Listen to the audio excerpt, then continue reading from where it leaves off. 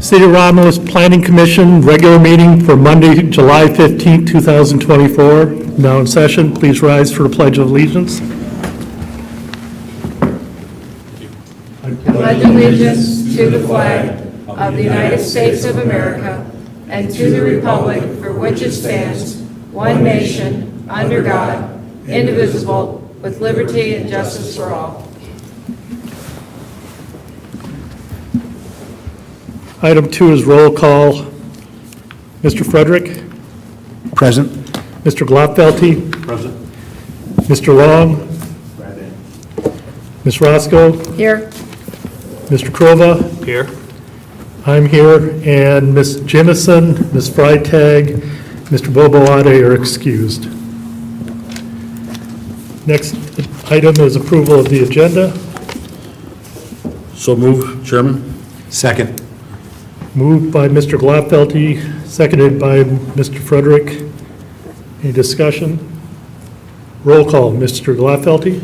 Yes. Mr. Frederick? Yes. Mr. Long? Yes. Ms. Roscoe? Yes. Mr. Krova? Yes. And I vote yes. Motion approved. Next item, approval of the minutes. This would be the minutes from June 17, 2024. So move, Mr. Chairman. Motion by Mr. Long, I'll support that. supported by Mr. Glopfelty. Any discussion? Roll call. Mr. Long? Yes. Mr. Glopfelty? Yes. Mr. Frederick? Yes. Ms. Roscoe? Yes. Mr. Krova? Yes. And I vote yes. Motion is approved. Next item, public hearings. RZ 2024-003, SLU 2024-006, SPR 2024-002, Avis Budget Rental Car Storage Facility,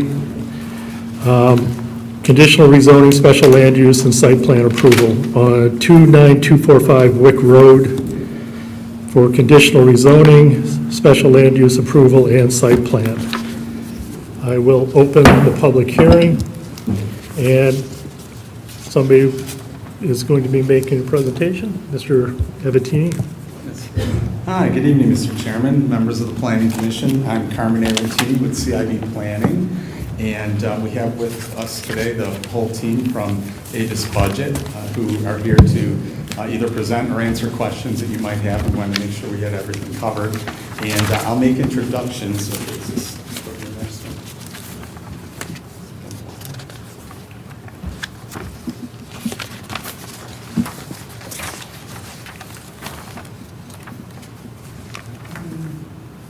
How do I work this, Carol? Point it that way. Oh, okay.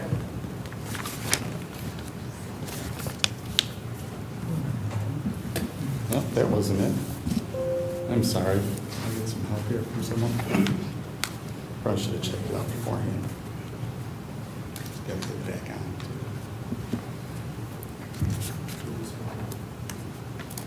Okay. I'm gonna get it to full screen again.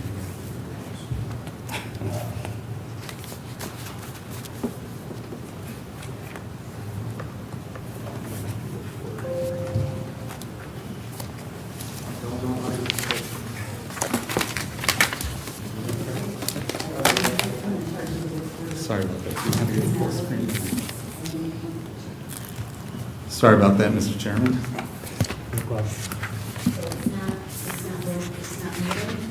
Well, it's not on the full screen. It should be. Can you see it? Mike can hear us downstairs, so Mike, if you're hearing us, we need the full screen up.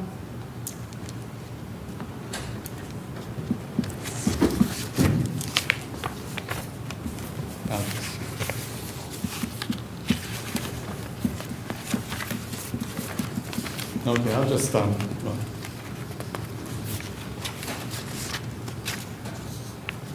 just help me so I can see it.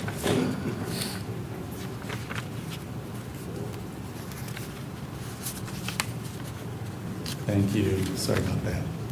Okay, so with me, we have Jeffrey Luna, who's a Vice President of Real Estate, for Avis Budget.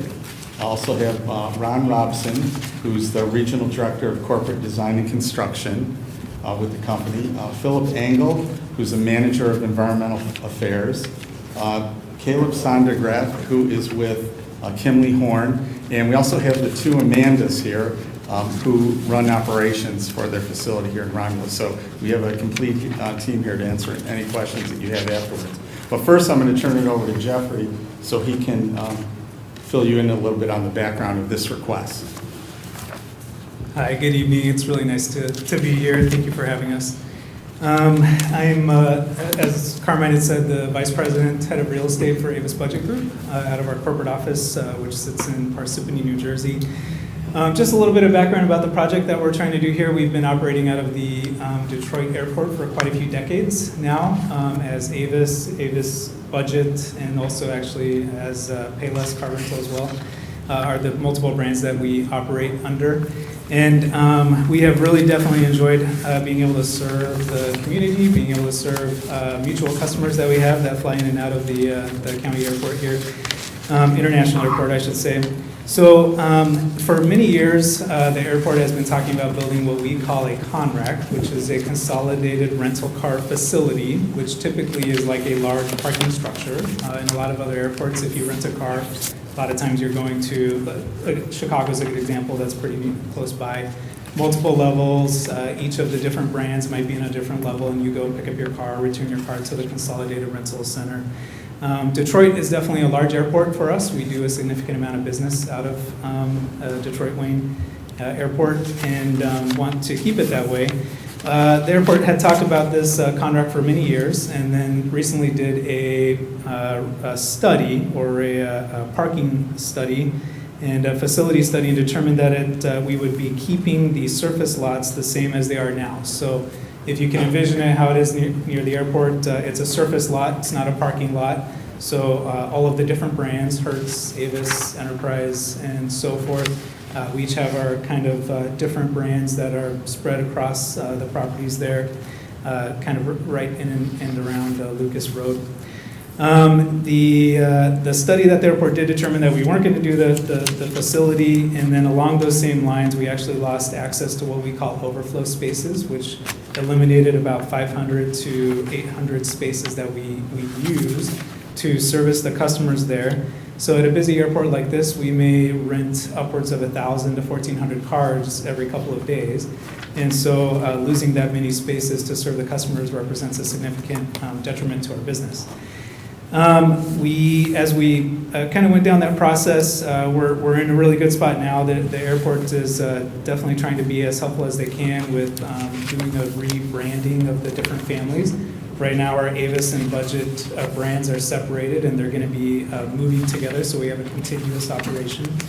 But along the same lines, we had no options given to us and to be able to have overflow parking. So we had to look elsewhere, which means off-airport property, and so that's why this project has come about, is that as we go into the construction and then also the future operation of a growing operation here at Detroit, where we're growing 3 to 4% in customer traction per year, we need to be able to service our customers, and so we need this overflow space, and this is a really good spot that's very nearby the airport, which will allow us to service our customers.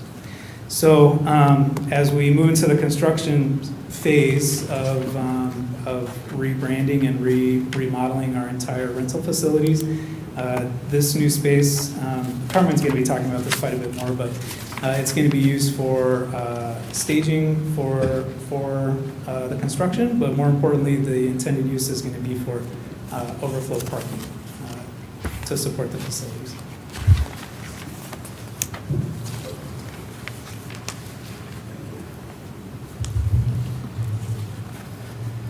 So as Jeffrey indicated, they're going to be losing number of spaces. They're going to go from 4,494 spaces down to 4,339 spaces, and they're already tight right now, so they're losing about 100 spaces.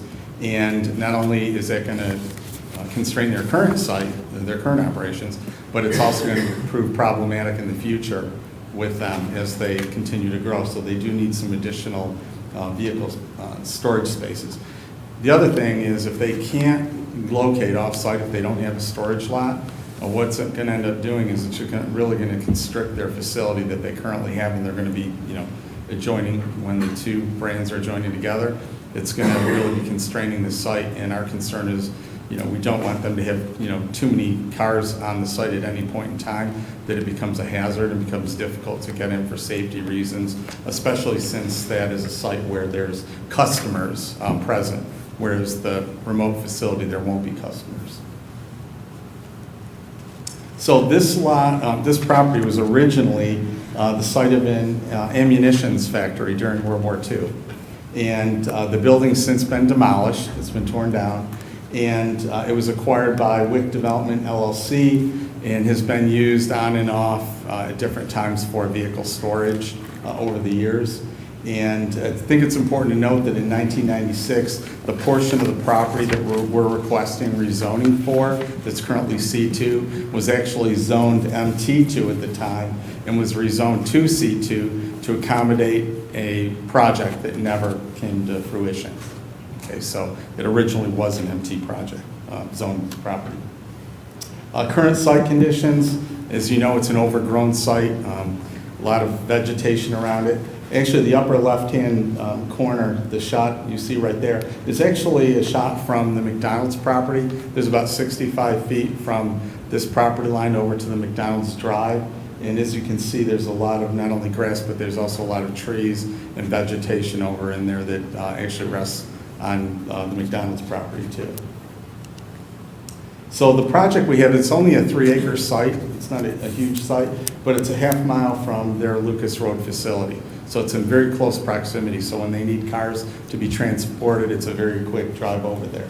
It's only going to be used as a temporary storage lot for their rental vehicles. They have a 20-year lease on the property with extensions if they need it. There's going to be no on-site maintenance of vehicles there. Okay, they're just going to be parked there, no maintenance or repair. And this will be a secure lot. Okay, customers are not going to be able to go there. They're not allowed. Only employees are going to be in there. It's going to be gated, secured, and they need to be very concerned about the security on this facility for the safety of not only their employees but also the vehicles too.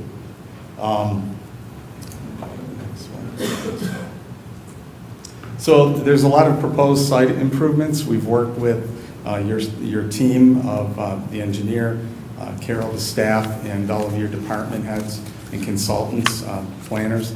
And we think we've come up with a site plan that meets all of the ordinance requirements and has proper stormwater detention on the site, okay? And right now, there's a totally paved area where there is no stormwater detention. There's frontage landscaping along Wick Road, so when you drive by, you're going to see a newly landscaped lot, and you're going to see a wrought iron fence with a wrought iron gate across the frontage, so it's going to be attractive. Full cut-off LED lighting. They need to make sure that the site is well lit for security reasons primarily, but also to inspect vehicles. And they will have security cameras throughout the site too that will tie into their facility on Lucas Road.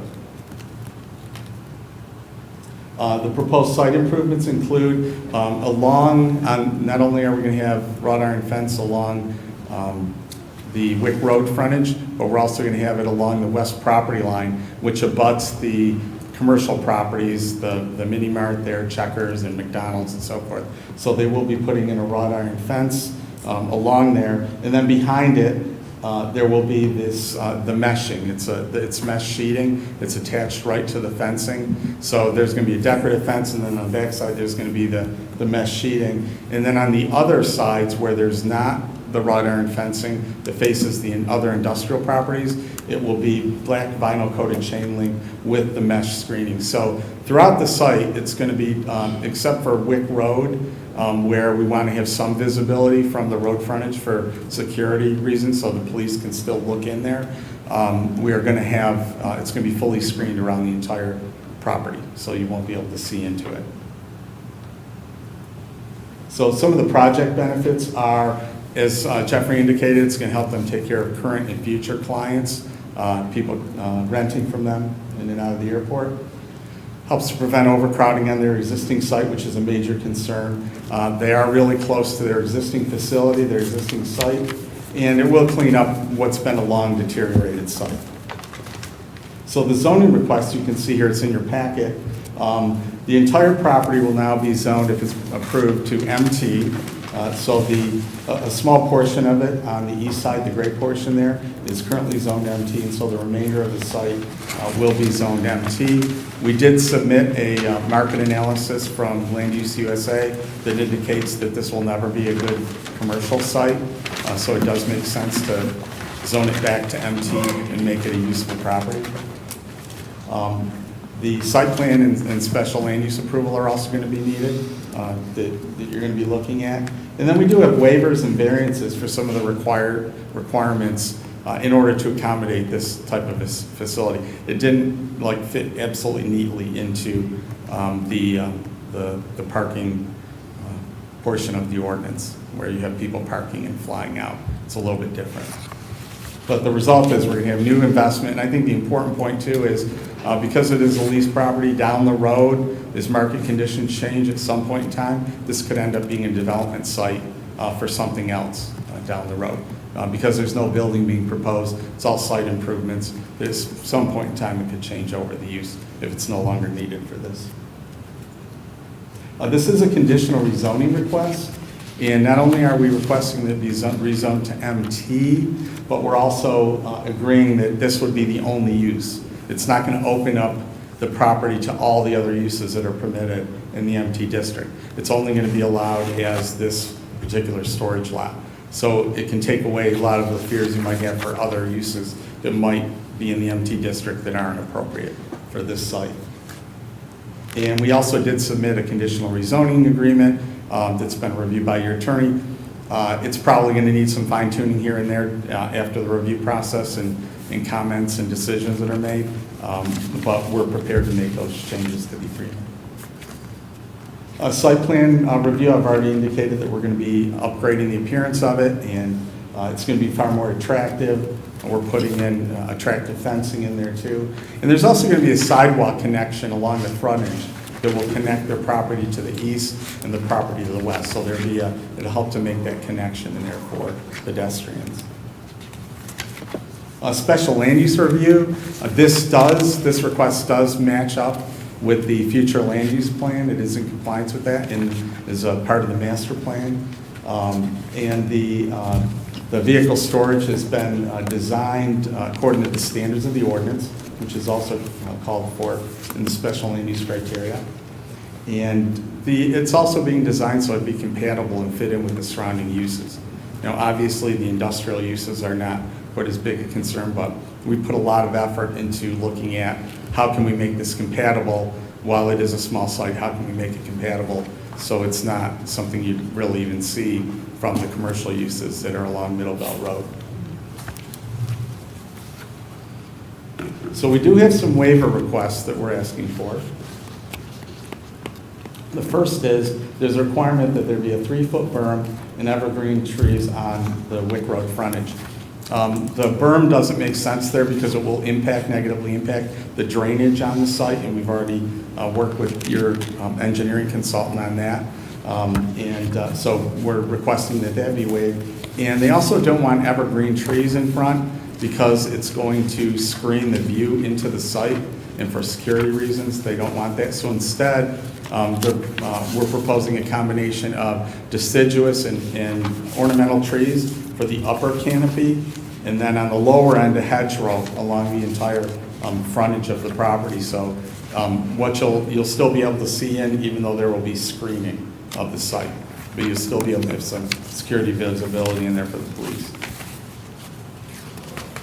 Another one is a maximum 4-foot wrought iron fence on Wixom Road. We're requesting a waiver to allow us to put a 7-foot wrought iron fence on Wixom Road, or on Wick Road. And once again, the reason is for security. They need to make sure that people can't break into this facility. They need to have the taller fencing for that reason. And security is of primary importance for them. The spacing of the driveway. So we do offset directly the driveway entrance on the opposite side of Wick Road.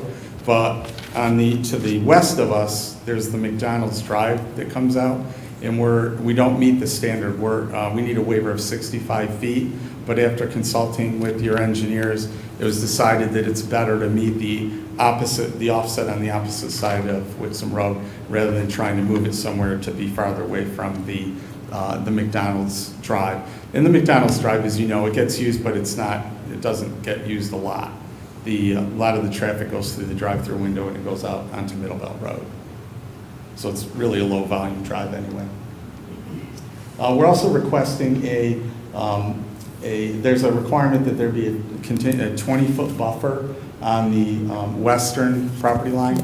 So if you look at the site plan, within the site, actually most of the site on the interior of the site on the west property line has a detention basin, above-ground detention basin, which actually would fill up, or would take up much of that 20-foot setback.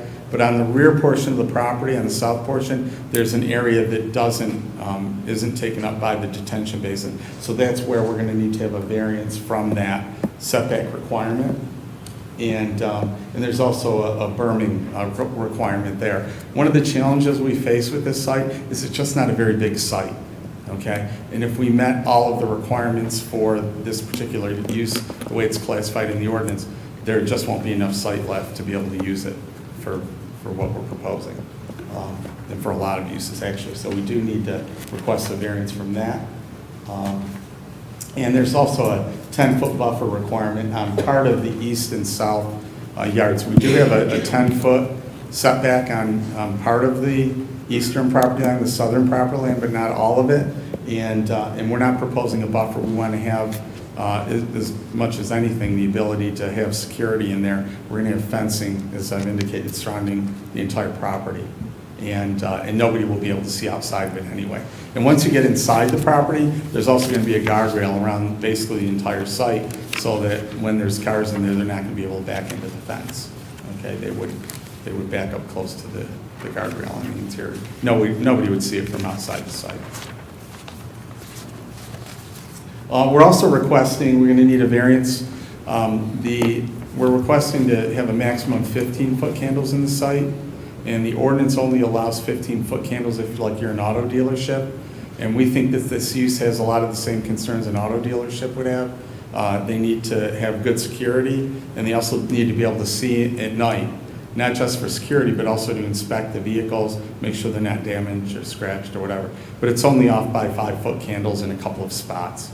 But rather than try to reconfigure the lighting throughout the site, it really made more sense to request a 5-foot candle variance. And once again, we're more like an auto dealership with the way the vehicles are stored anyway.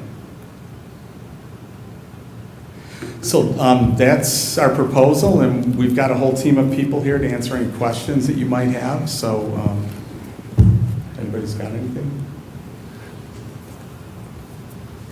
Madam Chair, does staff have any comments at this point? One comment that we're frantically here trying to find. Okay. We talked about it in a couple meetings, there will be no storage of wrecked vehicles on site. In the agreement, it's in one of the applications. Is that Yes. where it is? I think it's noted someplace. Anyways, Yeah. make sure that it's in the agreement. Yeah, Mr. Chairman, anything that needs to be added to the agreement, as I've indicated, we'll do that. That's not a problem. There's a lot of paperwork, and we tried to make sure that all the applications, all 3 applications, were consistent, and maybe that didn't quite end up in there. But no, there's going to be they're all going to be new vehicles. They're just going to be rotated with their site, no maintenance, no cleaning, no nothing. It's just they're going to be parked there until they're needed. And there's going to be, really, if you look at the number of vehicles, there's just going to be minor rotation between the facilities each day. With regard to the agreement, we've all worked together on it. We've done one turn of comments. It's back to us. We've got a few more that we're adding in, and as you know, we kind of go back and forth, waiting for some comments of you guys. We'll put more in before it goes to City Council. So, Okay, seeing this is a public hearing, we have an affidavit of first-class mail in file. And is there anybody in the audience who is here wishes to speak on this tonight? Seeing no one, I'll close that out. We'll open up to commissioners for their questions. Mr. Latfeldy. I have a question for you. You talked about putting a guardrail inside the fence. Now, are we talking about the concrete Jersey barriers, or are you talking about actual steel guardrail? Actual steel guardrails. Right. I know a lot of the facilities on Lucas Road have the concrete in there right now. And I have another comment about the setback. I'm a little concerned about the fire trucks being able to get around the inside of there. I'd like to see them have a little more room than 6 feet. That's not going to cut it if we're talking about the same thing. You're talking about the The setbacks inside the property lines. And I see a note from our fire chief inspector. He was wanting the cars staggered a certain way so the fire trucks could get between them, which makes sense. Yeah, we did change the plan based on the comments we received back, and we would fully expect to do a little bit of fine tuning with the fire chief in terms of making sure that they've got complete access. So, but yeah, and we've just been basing our layout on the comments from the fire department.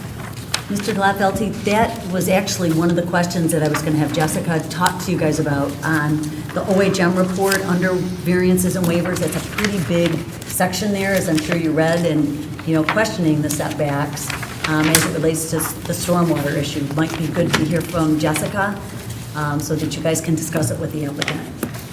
Okay, it is a concern. Sounds good. I will, I'll first address that the fire department, the setback has nothing to do with the fire department circulation. The hammerhead that they're proposing at the south end of the property is in compliance with the International Fire Code. The fire department has looked at that hammerhead, and they are in agreement that they will be able to navigate a fire truck in, come down and turn around. And then the 12-foot separation that the chief had asked for is being provided in the, what page is this? It's on A0.03 is the layout, and that does include the 12-foot lanes. They're not intending to pull the fire truck down those lanes. They just wanted brakes within the storage in order to pull down hose from the fire truck along those ways. But in regards to the setbacks, we do have discussion in our letter, or our review rather, that, well, the buffer and the landscaping planting, it may not be necessary. We are saying that they should comply with all of the setbacks from the pavement in order to create, in order to have appropriate drainage along all of the, sides of the property. I believe that would then require along the west side at the bottom end an additional 5 foot, because we believe the infiltration trench is part of the setback and can be counted. So instead of 10 foot, they're only short by 5 foot right now, and it appears that there's 5 foot of pavement that's not being utilized with parking of the cars in that area. Carmen, can you actually go back to that layout?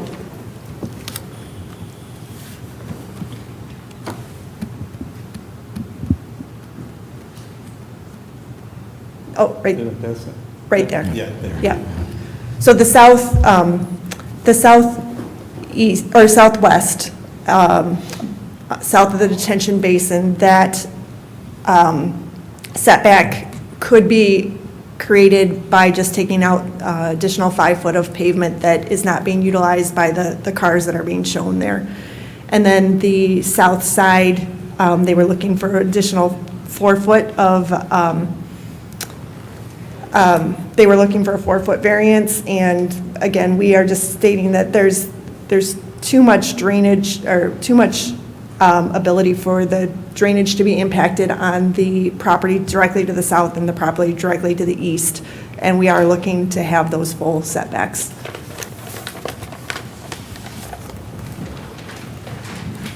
And then the property along the east side at the top, so the east side in total, that only needs 10 foot. The west side, because you're abutting commercial, needs 20 foot. And we believe that without much reconfiguration of the cars, that we can obtain 10 foot along the east and the south, and along the west, they can get the 20 foot.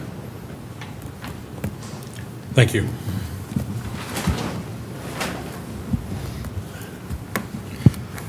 Any other comments?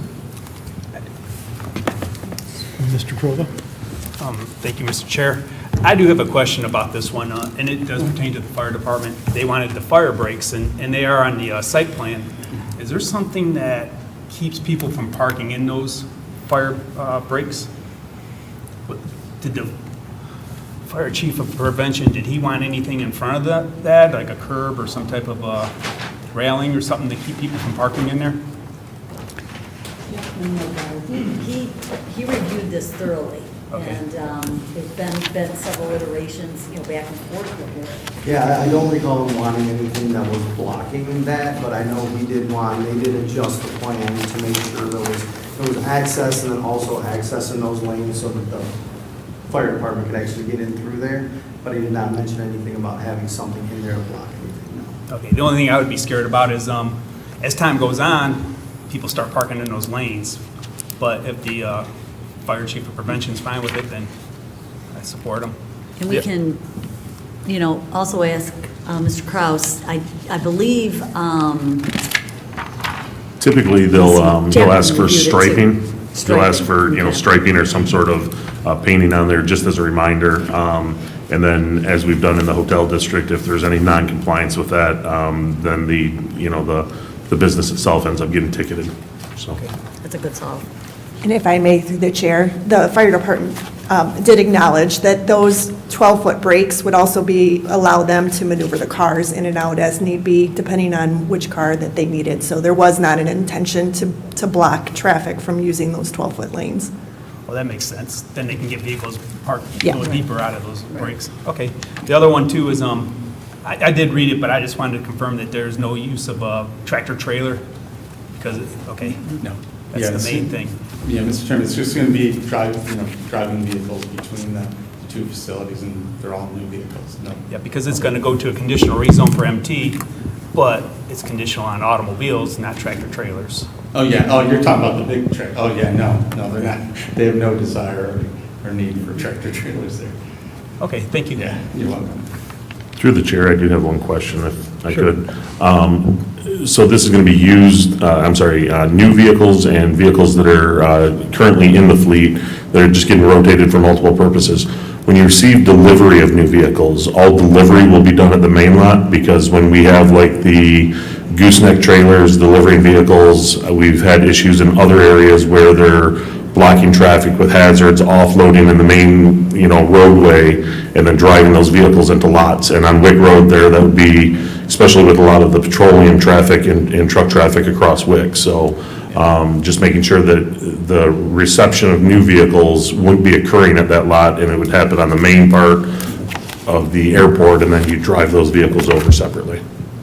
Mr. Chairman, that's a great question, and it was one that we actually discussed.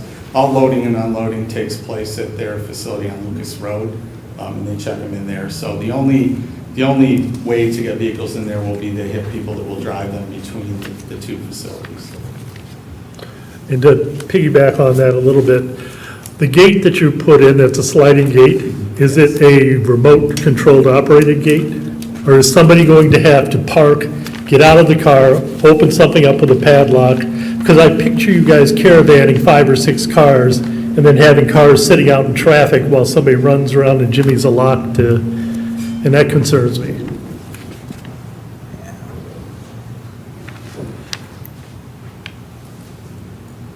Hi, Ron Robson here. The vehicles, the gate would be a checkpoint. It would be a security gate that would raise up, and the plan is to have a keypad so that the agent can then open the gate via keypad and then exit the gate via keypad. There'll also be a remote control so that if there's a series of vehicles they have to bring in, they can hold the gate open so that a group of vehicles can enter the property. Okay, so there won't be a stacking problem out into the Wick Road with vehicles. And there simply wouldn't be that many vehicles coming in at one time anyway. So, Okay, thank you. thank you. Anybody else? Mr. Long? Yes, through the chair. Thank you for your presentation this evening.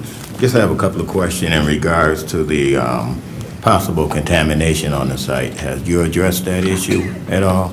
Yes, in fact, we have somebody here who's an expert in that. Thank you.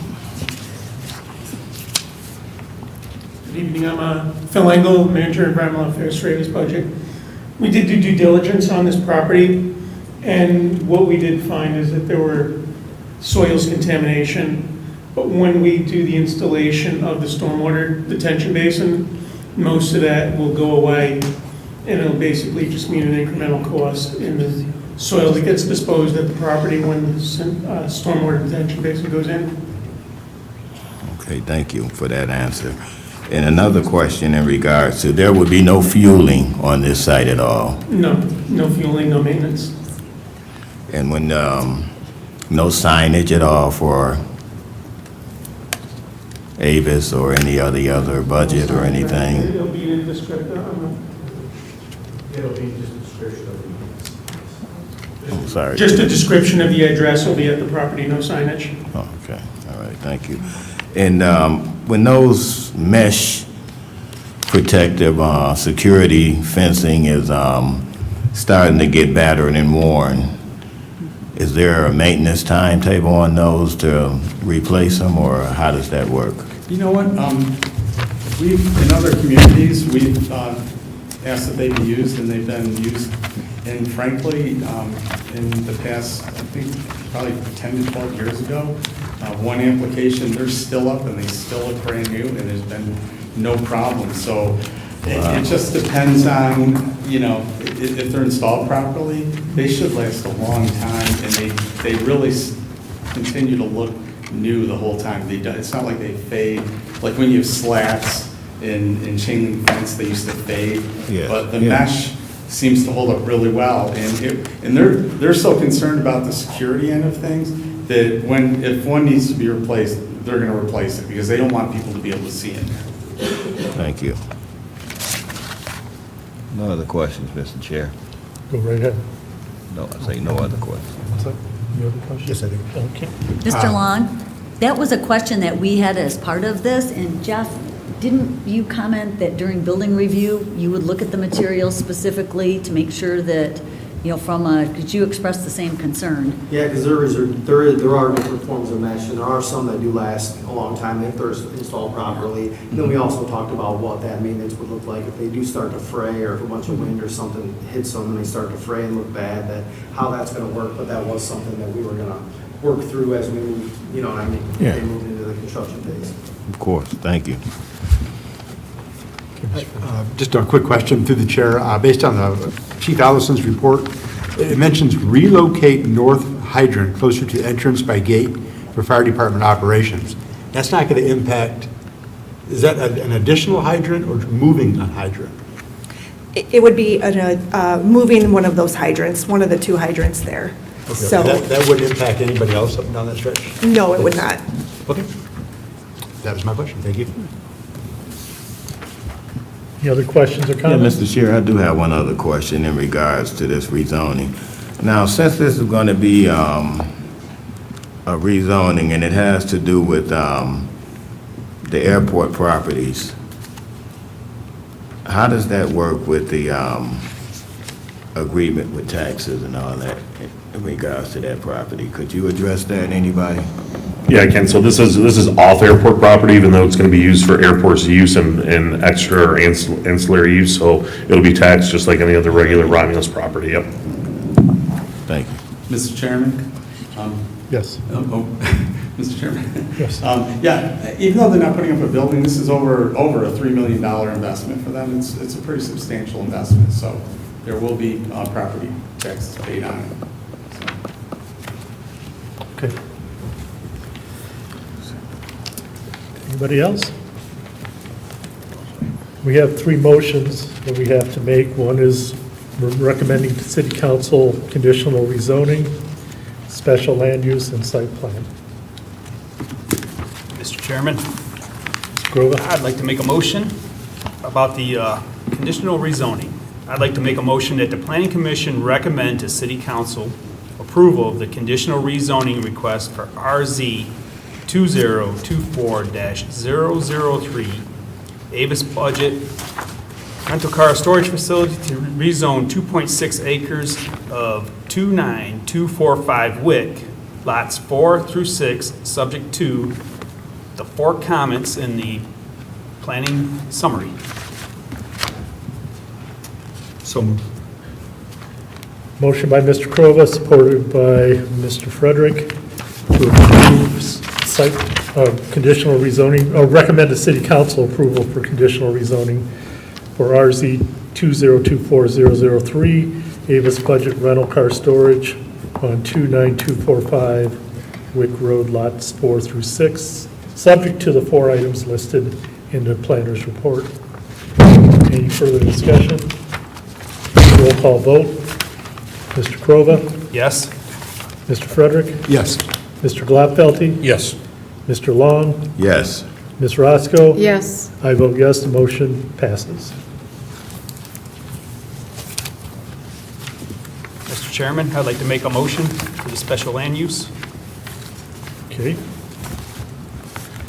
I'd like to make a motion that the Planning Commission recommend to City Council approval of the special land use request for SLU 2024-006 Avis Budget Rental Car Facility, subject to the 3 comments in the planning summary report.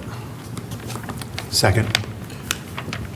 Motion by Mr. Crova, supported by Mr. Frederick, to recommend city council approval for special land use SLU 2024-006 Avis Budget Rental Car Storage Facility, subject to the 3 items listed. Any discussion? Roll call, Mr. Crova. Yes? Mr. Frederick. Yes. Mr. Glapfelty. Yes. Mr. Long. Yes. Ms. Roscoe. Yes. I vote yes. That motion passes. Mr. Chairman, I'd like to make a third motion. Yes, sir. Mr. Crova. I'd like to make a motion that we recommend the Planning Commission approve, I'm sorry, I'd like to make a motion the Planning Commission approves the site plan for SPR 2024-002 Avis Budget Rental Car Storage Facility, subject to the 3 or 5 comments in the planning summary report. Second. Motion by Mr. Crowe, supported by Mr. Frederick, to approve site plan SPR 2024-002 Avis Budget Rental Car Storage Facility, subject to the 1, 2, 3, 4, 5 items listed on the site plan review. Any comments? Roll call. Mr. Crova. Yes? Mr. Frederick. Yes. Mr. Glapfelty. Yes. Mr. Long. Yes. Ms. Roscoe. Yes. I vote yes. Motion approved. Good luck with your project. Good luck.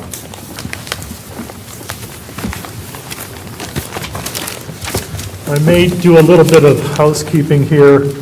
I jumped over item 5, which is comments from the public on non-agenda items. Is there anybody here in the audience that wishes to speak on something that's not on our agenda tonight? Seeing no one, I'll move on. Thank you. Next item, old business, we have none. New business, SPR 2023-036 Goddard Overflow Lot. This is for site plan approval on 29101 Goddard Road for construction of an overflow semi-trailer parking lot with 96 trailer spaces.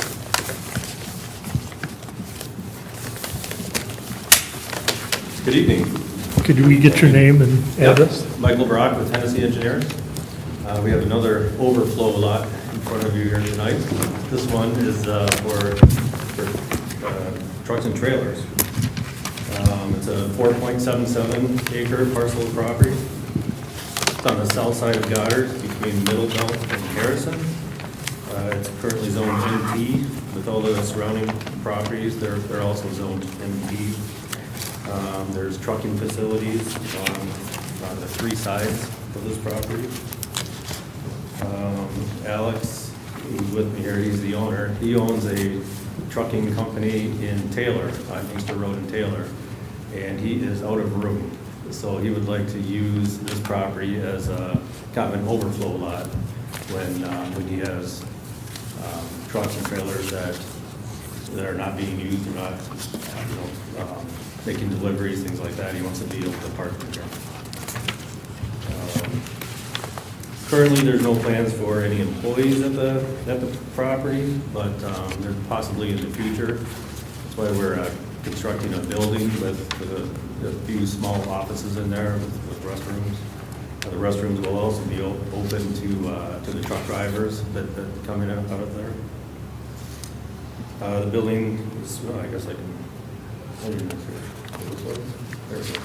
There's the site plan. You see the building at the west side of the property, near, towards the road frontage.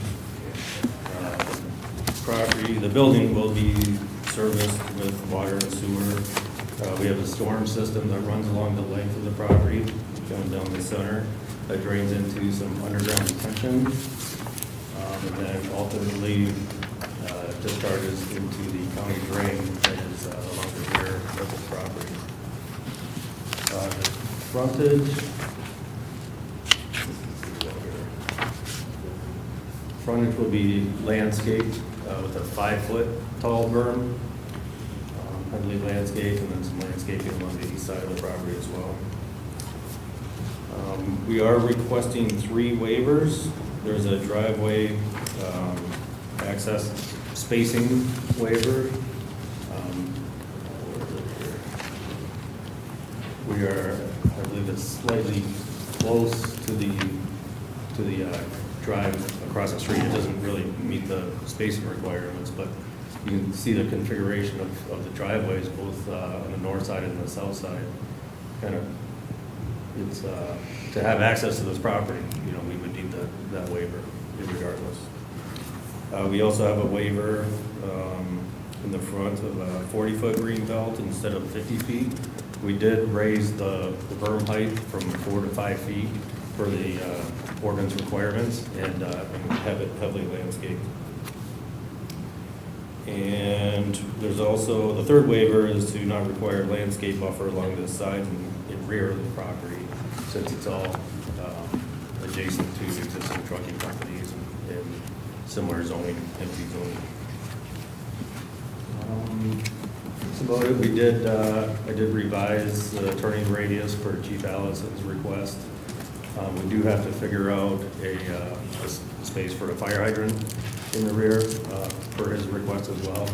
We have to make Chief Allison happy, so got to get that done. Other than that, that's about it. I entertain any questions anybody has. Anybody have any question? Mr. Blattfeld? I have a question about the dumpster. Is it going to be block, brick, or what are you going to use there? It's, there's a note on there, I think it's on the detail maybe, that it is, it'll be the same material as the building. So it's a split face masonry block. Okay, I read a note here and I wasn't sure how we can be taken care of. Okay.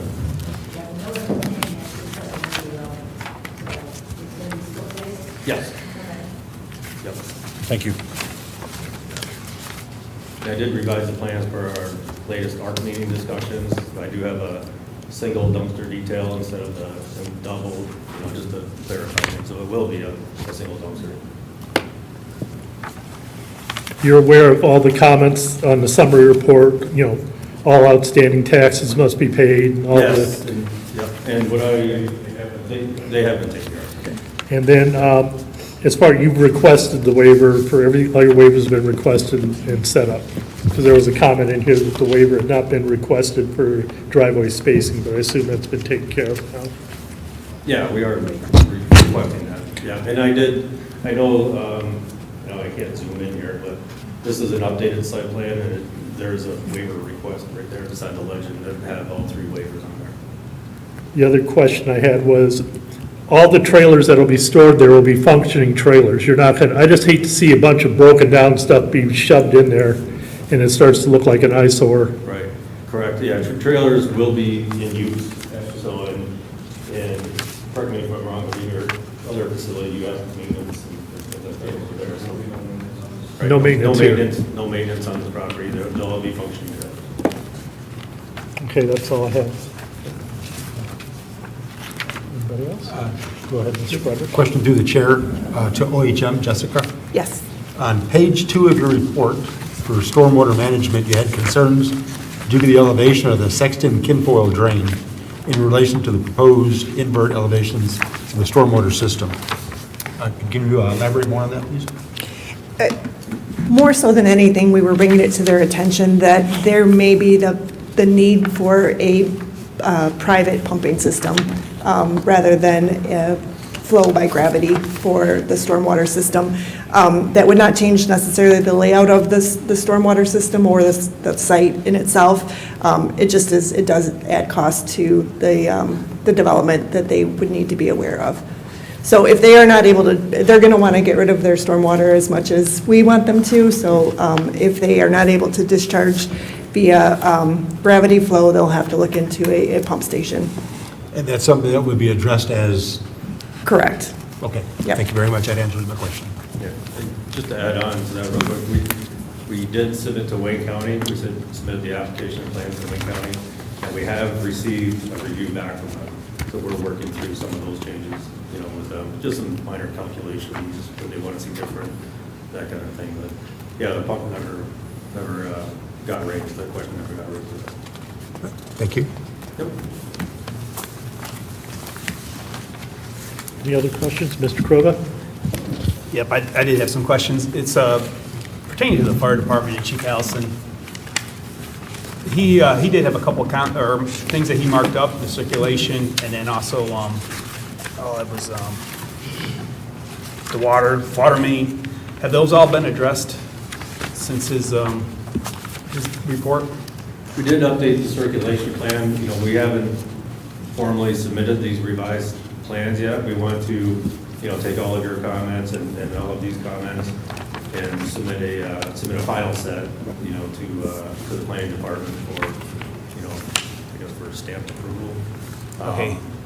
That's why we add that condition on here, the revised The site last plan one. being submitted for administrative review, addressing all the comments, and those of yours, and then other departments and agencies. So anything that's in here, Okay. They Okay, have to as long as we weren't given any type of waiver for some of the things that he marked up. No, Okay. we don't mess with fire. We want to keep Chief happy. Yes, we do. Yep. He's thorough. Thank He you. is. Yes, he is. Any other comments? Not, there's a motion in order.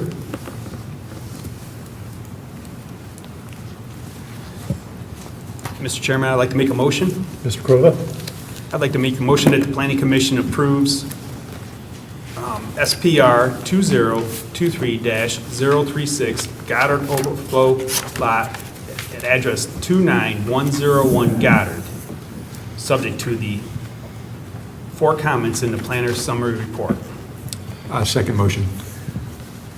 Motion by Mr. Krova, supported by Mr. Frederick, to approve site plan SPR 2023-036 Goddard Overflow Lot, 29101 Goddard Road, subject to the 4 items listed in the summary page. Roll call vote. Mr. Krova? Yes? Mr. Frederick? Yes. Mr. Glatfelty? Yes. Mr. Long? Yes. Ms. Roscoe? Yes. I vote yes. Motion is approved. Thank you. Good luck with your project.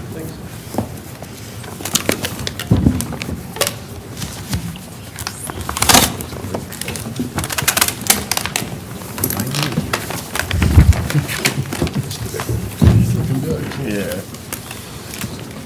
Yes.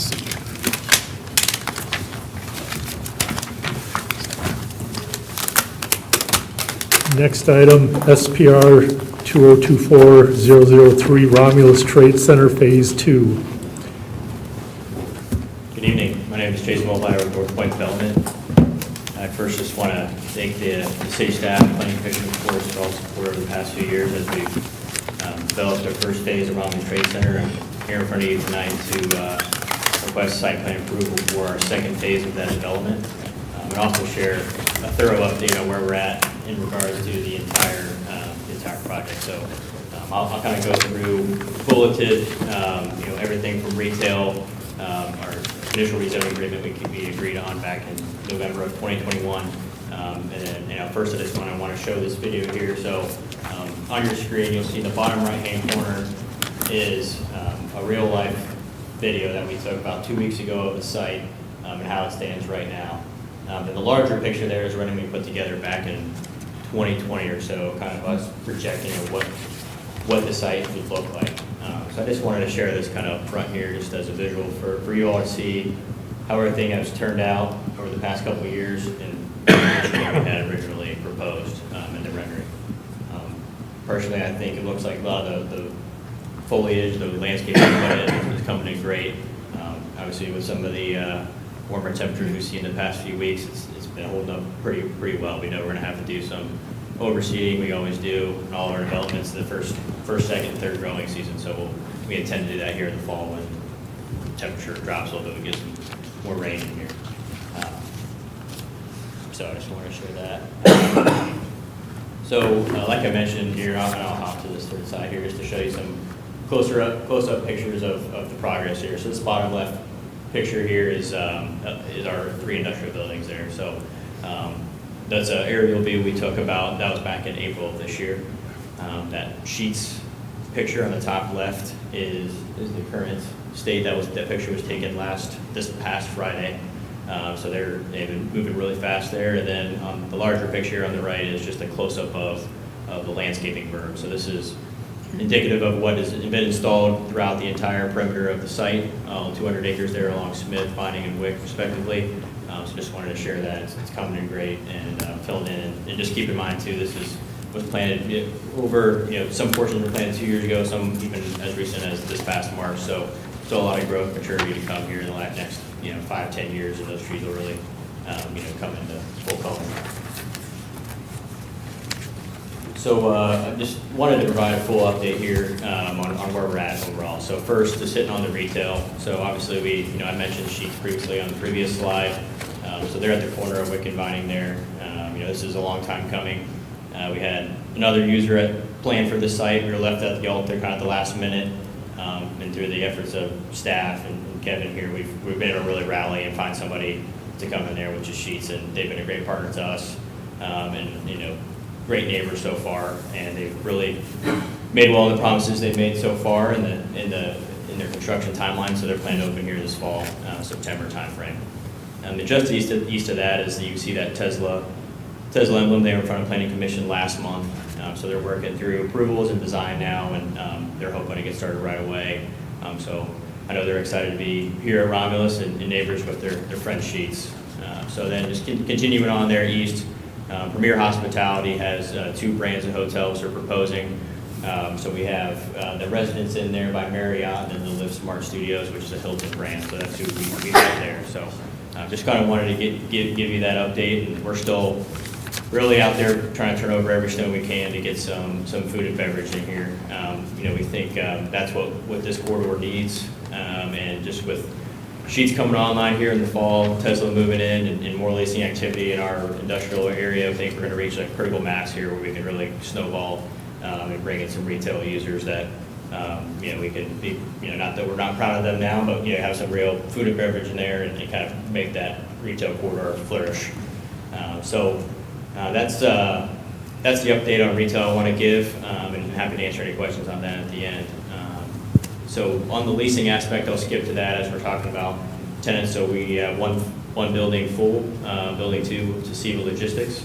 The last 6 days have been kind to us. We've been in talks with a lot of companies so far, just trying to, for spaces in building 1 and 3, the 2 vacant buildings there in the first phase. So we're, negotiating a lease right now with a user. We're hoping to sign a lease in the next 30 days, and we just received 2 RFPs last week for additional space in those buildings. So the leasing's really picking up.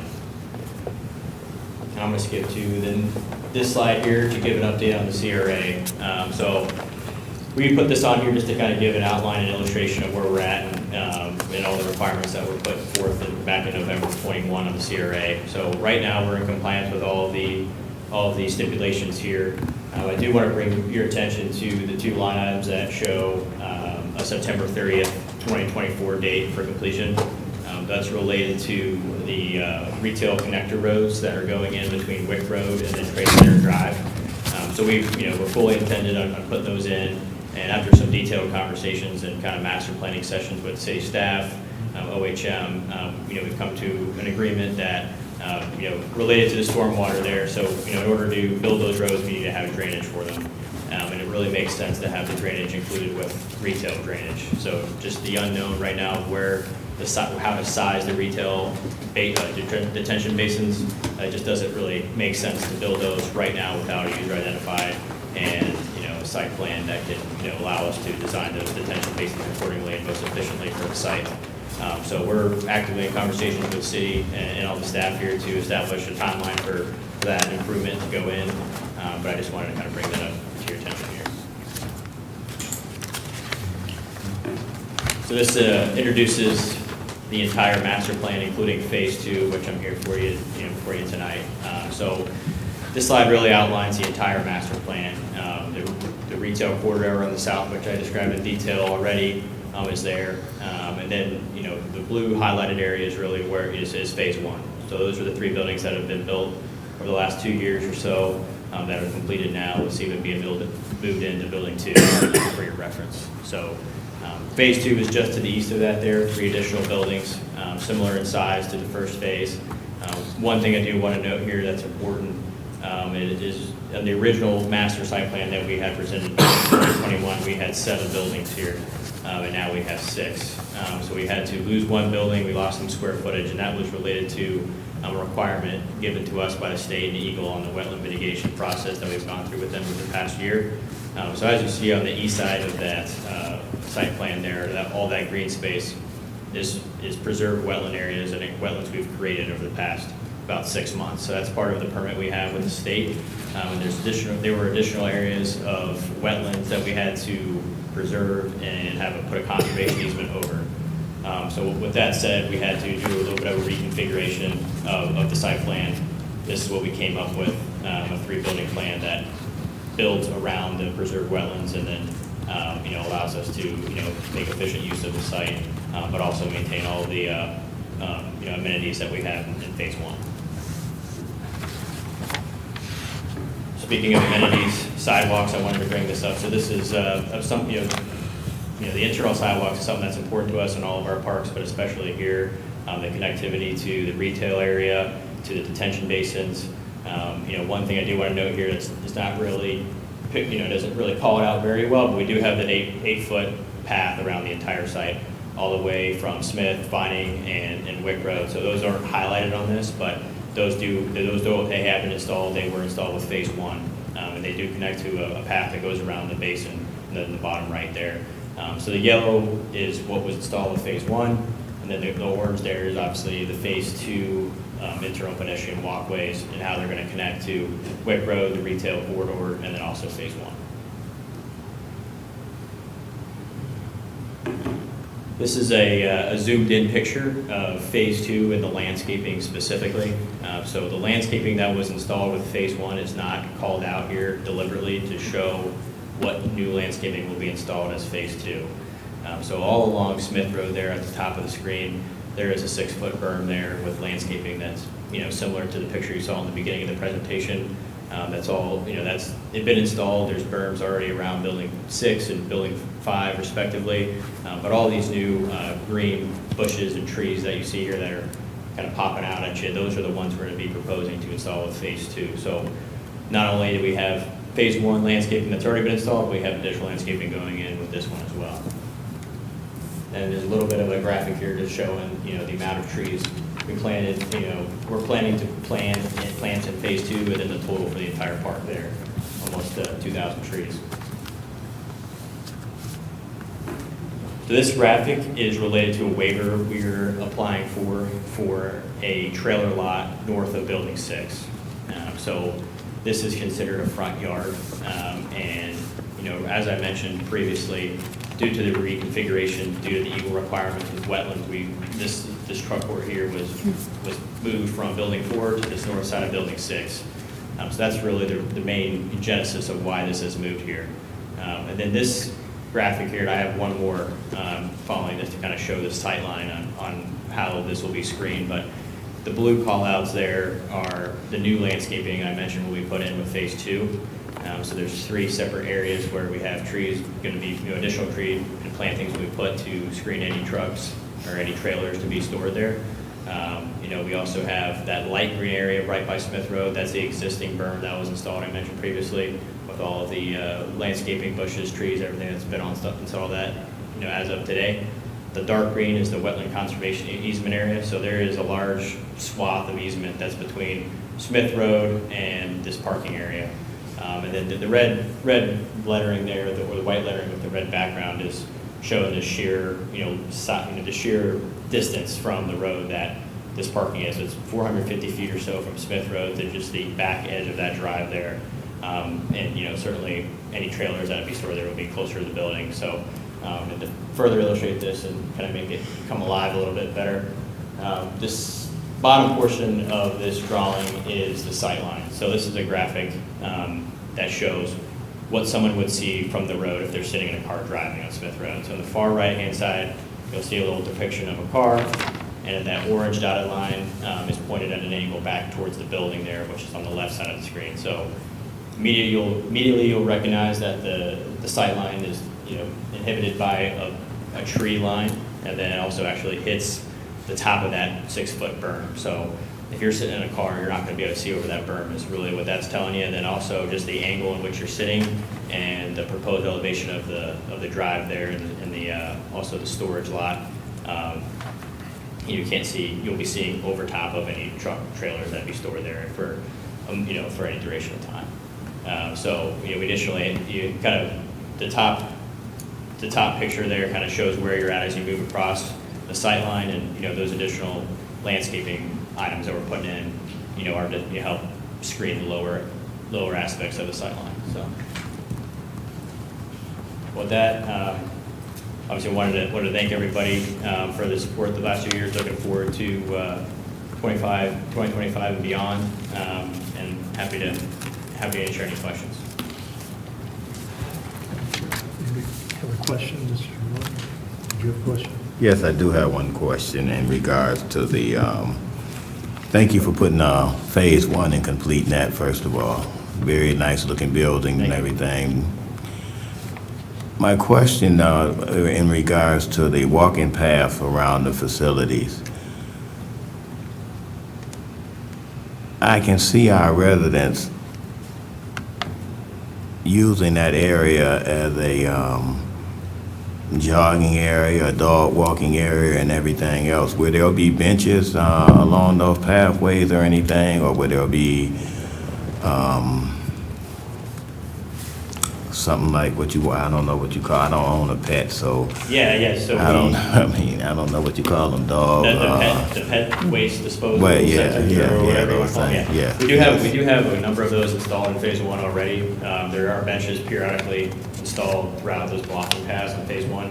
We're going to continue that in phase 2. So it is pedestrian friendly. Pedestrian friendly, and the walkway to the walk path, I'll call it, on the exterior of the site, all the way around Smith, Vining, and Wick is 8 foot wide, so it's conducive for biking and whatever you want. Yeah, that's nice. That's nice. Mr. Long, you were the one that got the pet stations during that variance in phase 1. Yes. You brought it up, and that's, Yeah. I don't know if you were part of the team at the time, Chase, but he's the one that raised the condition, and. They're there, and there's baggies there and everything, so. Yep, so. Thank you. Yeah, looks I know good. they Looks use Being good. continued, I've had so. that deal before.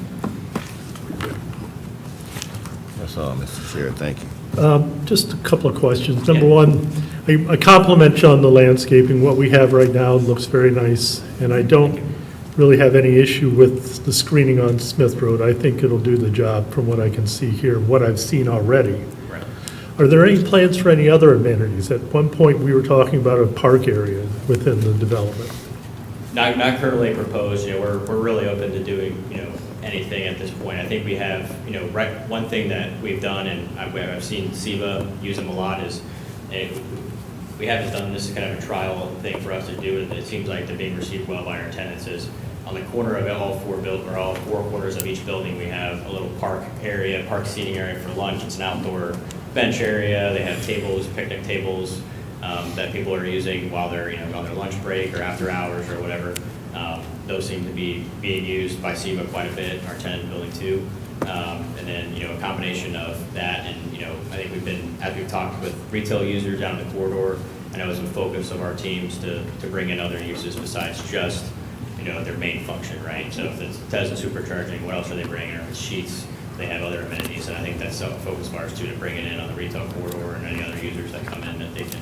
I believe that if you were to get hotel situations in there, you're going to have occupants who would love to have an area to walk and maybe a pavilion area to sit, because there are going to be a lot of people and not a lot of places to walk to down there. And if they utilize those walking paths, some form of park would be advantageous for all the uses. Yes, Develop out there. The intent with the retail corridor is that, anywhere you come out of a hotel or the gas station at Sheets is that you can hop onto, walk onto a path and make your way all the way around the site without having to cross grass or cross the street. You're able to get to the opposite side of the site via sidewalk. I think I should do the math on how many miles of sidewalk we have around that one path. If you continue east on Wick Road, there's a concrete path that goes all the way around. I think that basin is 3 or 4 acres, huge basin in the east side of the site, and there's a path that goes around the entire perimeter there too that I've seen people use it. It gets people off the roadways. Yeah. Yes, most certainly, yes. When do you plan to try to break ground for this? Yeah, good question. That's something I overlooked in my original speech there was, the intent here is that, even if we put, pedal to the metal here, the earliest we can break ground is spring of next year.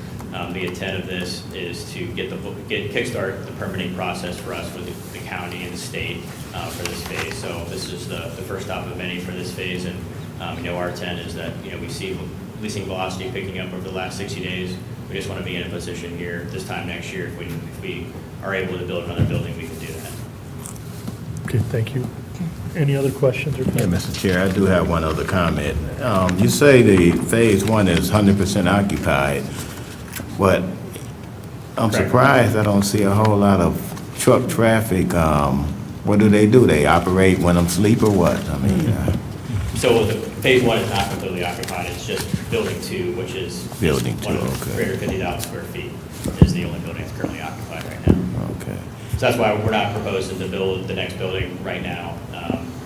It's not a good business case for us. We have still some vacancy we have to fill. We've seen some positive movement in the market right now, and we have some positive leasing velocity that, starting this process here with the planning commission is kind of the first stop to being able to build the next building sometime next year potentially. Thank you. Okay. Go ahead, Mr. Corvette. Thank you, through the chair. Initially, I wasn't too happy about the waiver for the trailer parking where you could be seen by Smith Road, but I like how you demonstrated there's going to be a berm there and you wouldn't be able to see it from the road. And you do have a large setback there, and your landscaping is very nice. So I think that your property is unique. That's a unique thing there. Because I would be afraid of approving that for other places, but your property is unique. And then the other... Yeah, I was just going to say, I think we have, we've been happy with what the berm looks like now, and that northern portion of the berm on this drawing here, the far north, the light green there. So that's been installed, and when I personally driven and just looking at video through it, it's really difficult to see through there in and itself. And I think just having the 450 feet of pure distance between that and the front of that parking area and the additional landscaping is just going to 100% guarantee it's not going to be visible from Smith. And I have a question for the building director. Has their tenants been coming in and getting the reoccupancy application and filling that out and going through the process? Whenever the tenant goes, so it's kind of unique the way these shell buildings are built. As they get built, we inspect everything for code, do everything, and they technically get a COO for the shell, like saying everything's done, everything's good, and then when a tenant wants to come in, they have to do a reoccupancy, because depending on what they're doing may change what has to be done inside the building to meet code. So we do the reoccupancy, do the review there, and then if there's any changes made, then the tenant gets their own COO prior to them beginning and operating. That's good, because there are some checks there, and people are watching, anybody in the audience, people ask what's going in there, and we're approving these universal buildings, but you get the overall approval whether or not it's zoned properly or not. Yeah, no matter who comes in, whatever tenant comes in, they always give us a use statement, tell us how their operation's gonna work and what they're doing, and that could, generate some changes that may be made or may not need to be made, and then they get their own C of O to operate out of that building. Okay, thank you. Traffic's one of the biggest things that we look at, and through, actually, the previous development, through Ecorse Commons, we developed a very simple system that between these guys and their traffic people and these guys, with every occupant that comes in, all that trip generation's there, and so we've got that all handled nicely, too. I have one comment. Go ahead, Ms. Roscoe. Through the chair. And thank you for the presentation, but, I come through there every day, twice a day, and the greenery is great. I mean, I don't know how you keep all that maintenance up. I mean, but it looks good, and you just don't see where you're losing much of it all, at all. So I compliment you on keeping that all up. And also the traffic, I just want to make the comment that I noticed that the traffic isn't bad, and there isn't anybody stopping on Vining Road or Wick Road, or doesn't seem to be any congestion. And Sheets is just constantly working over there. So we're really happy to see the progress over there and how well kept it is, and how, the grass is kept on all the berms and whatever. It just makes it look well manicured, and we appreciate that. I appreciate the compliment. I think, I've been personally impressed with Sheets' performance as well on the construction side. That's something that it's my fancy, but, it's been great to see them work. And one last comment about Sheets. It's amazing to see when they're working over there how clean of a construction site it is. I mean, that's what I've really noticed. You just don't see stuff piled up and trucks just all over the place, and very well, neatly being constructed. Yeah, they've been a great partner to North Point as well. I mean, they use our trade center drive to get trucks and vehicles and equipment in and out of there, and they sweep it multiple times a day, keep it nice. I mean, we have Seva's in there operating, driving trucks on it, so it's nice that they're taking care of it. When you have gravel sitting on your asphalt drive, it wears it down. So it's nice to see them sweep it up regularly. So Yep, very nice. Thank you. Just one comment.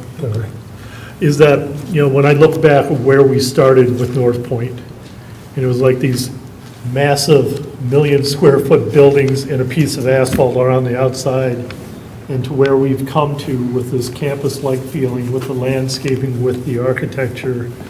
It's very good. I'm very pleased with how this all came to be and how it's worked out. Happy with it. I appreciate that. And the feeling's mutual. We've enjoyed great company with the city staff, and it's been super nice great people to work with and get the plans through. And Jeff and his team with our tenants moving in and being flexible with timing, and when Seva says they got to move in, and I'm got to answer to them, and he's my first call, and he can definitely lays it out for me and makes it simple. So I appreciate the city and all they've done for us. Mr. Frick. Yeah, just one question to Carol, through the chair, and just a couple comments. First of all, Carol, going back to the old book that we were given. All right. So I was unaware of the fact that it went from 6 buildings to 5, and the one had to be combined into, so that removed the phase 3 from the operation, correct? Correct, way early on. Yes. Yes. Yeah. But that's like the first time I've heard about that. Oh, that was part of, was that part of the 2018-19 submittal, that first round? Then it got changed. Do you remember any of this? Before my time. I think Yeah. there was an amendment Jessica that we did. You're just talking specifically from the 7th to 6th buildings? Is that No, he's talking about the initial one. It was even before. Yeah, well, Which my book only, do you my only, have? there's got to be a date on the front of it, right? Can you? The conditional rezoning amendments occurred when the Eagle permit was received for the wetland mitigation, or the wetland impact that was going to be on site. I believe that was brought in front of City Council in April of '22. So it's been a little bit since it's been condensed into these, just the 6 It didn't come buildings. back to this commission, it went to council. Yeah. Okay, no, I just wanted to clarify that. Right. Because, and I know, page 2, because I know there was zoning agreement conditions listed with it. And if you look at phase 1, phase 2, phase 3, because phase 3 went away, so did the, I don't want to use the word penalty, I guess we'll use the word penalty. There still is a phase 3 penalty. It's just not tied to whether we can build the buildings or not. It's still a monetary penalty and a time frame related to the retail. Okay, but it's all in phase 2 now. It's still broken out. So we have a phase 2 penalty that is tied to a time frame for which we can get retail users in there, and also for when we can build the next 3 buildings. So at that point, we've met that requirement to build the next 3 buildings. Then the phase 3 requirement is just a monetary penalty, and we have to pay the penalty if we don't get the retail users associated with it. Okay. But there's no more buildings to build at that point. So- Yeah, I just wanted, because Yeah, great question. when I've seen your site plan, I've seen the 2 buildings turn into one bigger building, which is probably good for a tenant. Yeah. You know, be honest about that, but I just wanted to clarify that for anyone who was listening or was aware of old information as opposed to new information. Right. That's the only reason I bring it up. Now on to the comments. It's beautiful. You've been great to work with. So far, you've delivered on everything you said you're going to do. Like Mr. McAnally said, we couldn't be happier. And Sheets, doing a great job over there. Appreciate that. Thank you. Yep. Thank you very much. Through the chair, if I may. One thing that Chase didn't mention is, from an economic development standpoint, I meet weekly with the North Point team. Every Tuesday, we have a Zoom meeting with Chase, with John Sweeney, and with Jamie Lamb. We do an update, construction update on where they're at, any leasing or any RFPs that might be coming in that they're considering and discussing. We also meet with Eric Yucatan from Mid-America, which is the contractor they've contracted with for retail recruitment for that Wick Road frontage. He discusses any conversations he's had with, whether it's fast servers or, whoever showed interest in that Wick Road frontage on a weekly basis. And they've been great partners to work with. We've hit a couple bumps in the road with Royal Farms pulling out. We rallied together, found Sheets, and continue to work through those. One thing he didn't mention today, and this is kind of multifaceted, but the TIFA board is investing some money in Mr. Long, you were there the other day when we discussed this. The TIFA board's investing money into the median of Vining Road north of Wick as an entrance area. And there'll be a monument sign that's going to be going in that area with 3 flags. One 80-foot flagpole for the U.S. flag, and then 2 60-foot flagpoles with the city and the state flags as well, uplit, appropriately and into code and everything. And North Point has stepped in, done all the site design, all the engineering for that, and done that as a partnership with the city as just a kind of a welcome into that area, and I think it'll be a great addition, and it just is another step of them taking pride in their product and in their partnership in the community that they're investing in. So really happy about that, and we appreciate Chase. He's done a lot of work on this in the background and coordinated everything with DTE and whatnot also. And then the last thing I just want to point out is, kind of a strange year, election year at the federal level. We got a lot of things going on. We've seen, and Chase had mentioned, a little bit of a pullback, so there's a little bit of a, hesitation and stall right now on people making decisions on where to go, what buildings to go, what, if they're going to invest in areas and whatnot.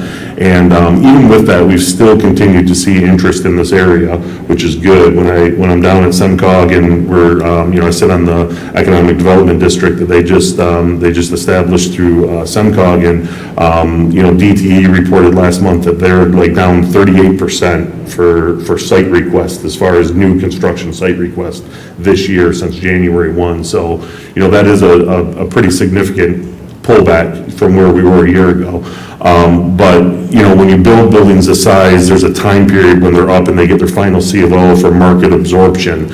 And I think that our team here and Jeff's team have done such a good job, like when SEVA came in, we accommodated them in so many ways to get them in the door, because Ford had a deadline that they wanted them operational by for the EV Ford Lightning F-150. So we had them running on generation power and, fire watch and a number of different things. So we got them in the door early, but the reality is their final C of O, they've only had for about 45 days maybe?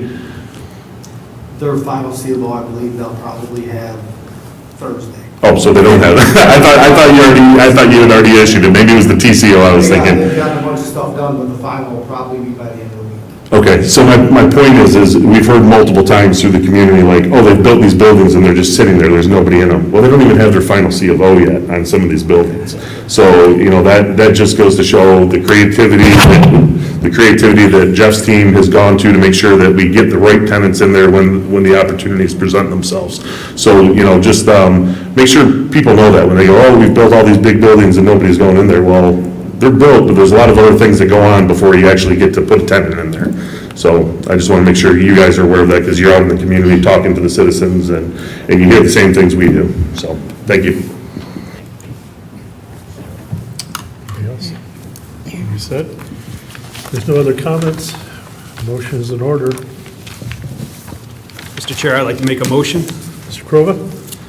I'd like to make a motion that the Planning Commission approve site plan SPR 2024-003 Romulus Trade Center, North Point Industrial, Phase 2, subject to the following 7 comments in the planning summary report. I'll second the motion. Motion by Mr. Crova, supported by Mr. Frederick, to approve SPR 2024-003 Romulus Trade Center, North Point Industrial, Phase 2, subject to the 7 items listed. Any discussion? Roll call. Mr. Crova? Yes. Mr. Frederick? Yes. Mr. Glotfelty? Yes. Mr. Long? Yes. Ms. Roscoe? Yes. I vote yes. Motion passed. Thank you. Thank you.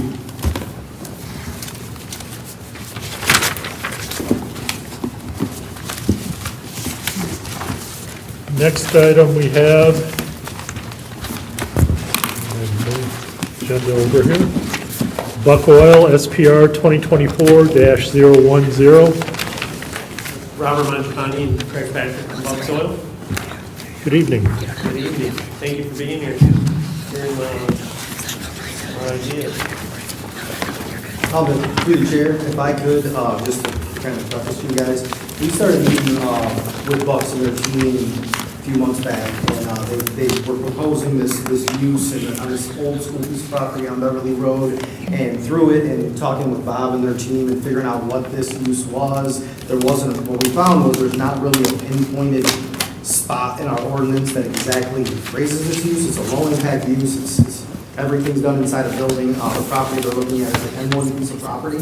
And so this is in front of you today for discussion, because what we look at in working with John and Carol as well for a use determination is that I'm looking at it as a M1 use that would be allowed by right with the low impact and no outside storage, and the way, from what I understood from them, which they can explain more, but that's kind of why we're here. We're bringing this to you because to see if you concur with that use determination so they know how to submit and move forward.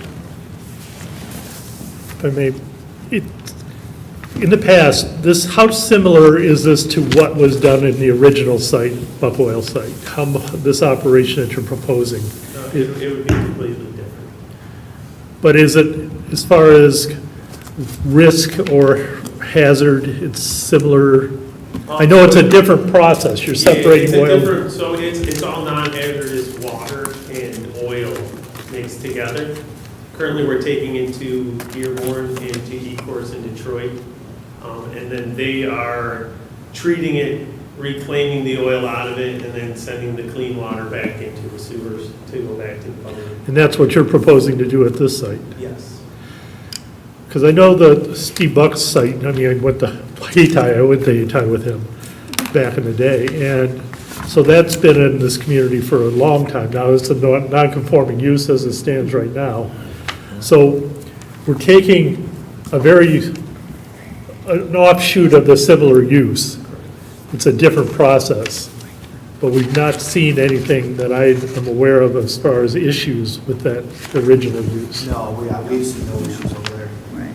Okay, so I'm trying to determine, because I know what all I've seen as far as businesses down on Beverly Place, and, there used to be all sorts of kind of Correct. nasty stuff going on. Yes. So I don't see this as anything worse than what we already have going on. A much lower impact than a lot of stuff that's already there now.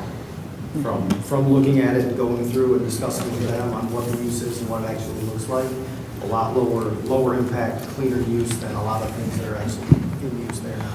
And of course, we'd have to review site plans and make sure everything's, Yeah, they still would have to go through site plans and on everything, and that site plan will come before you guys when that time's right, when they get everything together. But it's just, is this a, you know what I mean? I'm looking at it as a M1 permitted use. And because it falls kind of in between, like, it's like a reverse manufacturing with what they do with the oil and water, and then it's not really, the other one's like wastewater treatment facility, which it doesn't really, it's not really as high impact as what that is. It kind of falls in between those two. it's almost like if you wanted to go to a safety clean operation where they're taking dirty tanks of fluid and regenerating them and reprocessing them. And I've seen companies like that do that. So, I don't know, to me, it seems like a similar use. We It seems like- use the word wastewater as kind of the main word in looking through the ordinance, and municipal wastewater water plants are special land uses in the M1. But that's municipal, that's the whole city. So this that's is so sewage, isn't much- we? No, it's water. Just water, It's gray water. wastewater, so it's just the water plant. So, which sewage gets into that too, it's in that same category, but this is dealing with the water, just water and oil, being that it's private and just for an industry, it's so much less intense than a whole municipal. So if a municipal facility is allowed as special land use, Jeff kind of thought, yeah, this is much, much less intense than that use, and if that use is a special land use, this one, and based on their design, all new building, new site development, everything contained in there, that it wouldn't have the impacts. Who would oversee such an operation? I mean, as far as government entity, I'm sure there's somebody within the state that would have to review the process. Well, as far as like the building and the site, everything that we would oversee that, but as far as like the testing and everything like that, It goes to DUA, so the Downriver Water Authority, which is then overseen by EGLE. So they would have monitors right on site to test everything that's happening. And to monitor your processes to make sure that nothing is leaking into. Correct. And everything's going to be indoors, and the building's actually going to be fully contained as well. So our goal is to not have anything outside. Our goal, actually, I would love you guys when you come back to say, man, we love your landscaping. So. We'll do that too. But, I mean, we take pride in what we do. We love, we're very big on having people come see what we've done. So that's our goal. We just have slowly kind of outgrown where we're at, and we have to figure out, okay, how do we take the next step in the pie and start treating things that we're currently doing instead of going somewhere else, because somewhere else has been bought out by private equity. Pretty much every wastewater treatment facility in Southeast Michigan is owned by one company. So they're kind of forcing our hand on, hey, we need to take it out of their hands with all the controls. And that Hayti site's been up for sale forever. We just noticed it. It's across the street. Really? So it's actually Kevin. So we were looking in Taylor, and we were looking everywhere in the surrounding areas, because, travel is a big deal. We don't want to travel far. We have, a lot of our clients are right here. We've been here for 50, I haven't been here for 50 years, but we've been here for 50 years.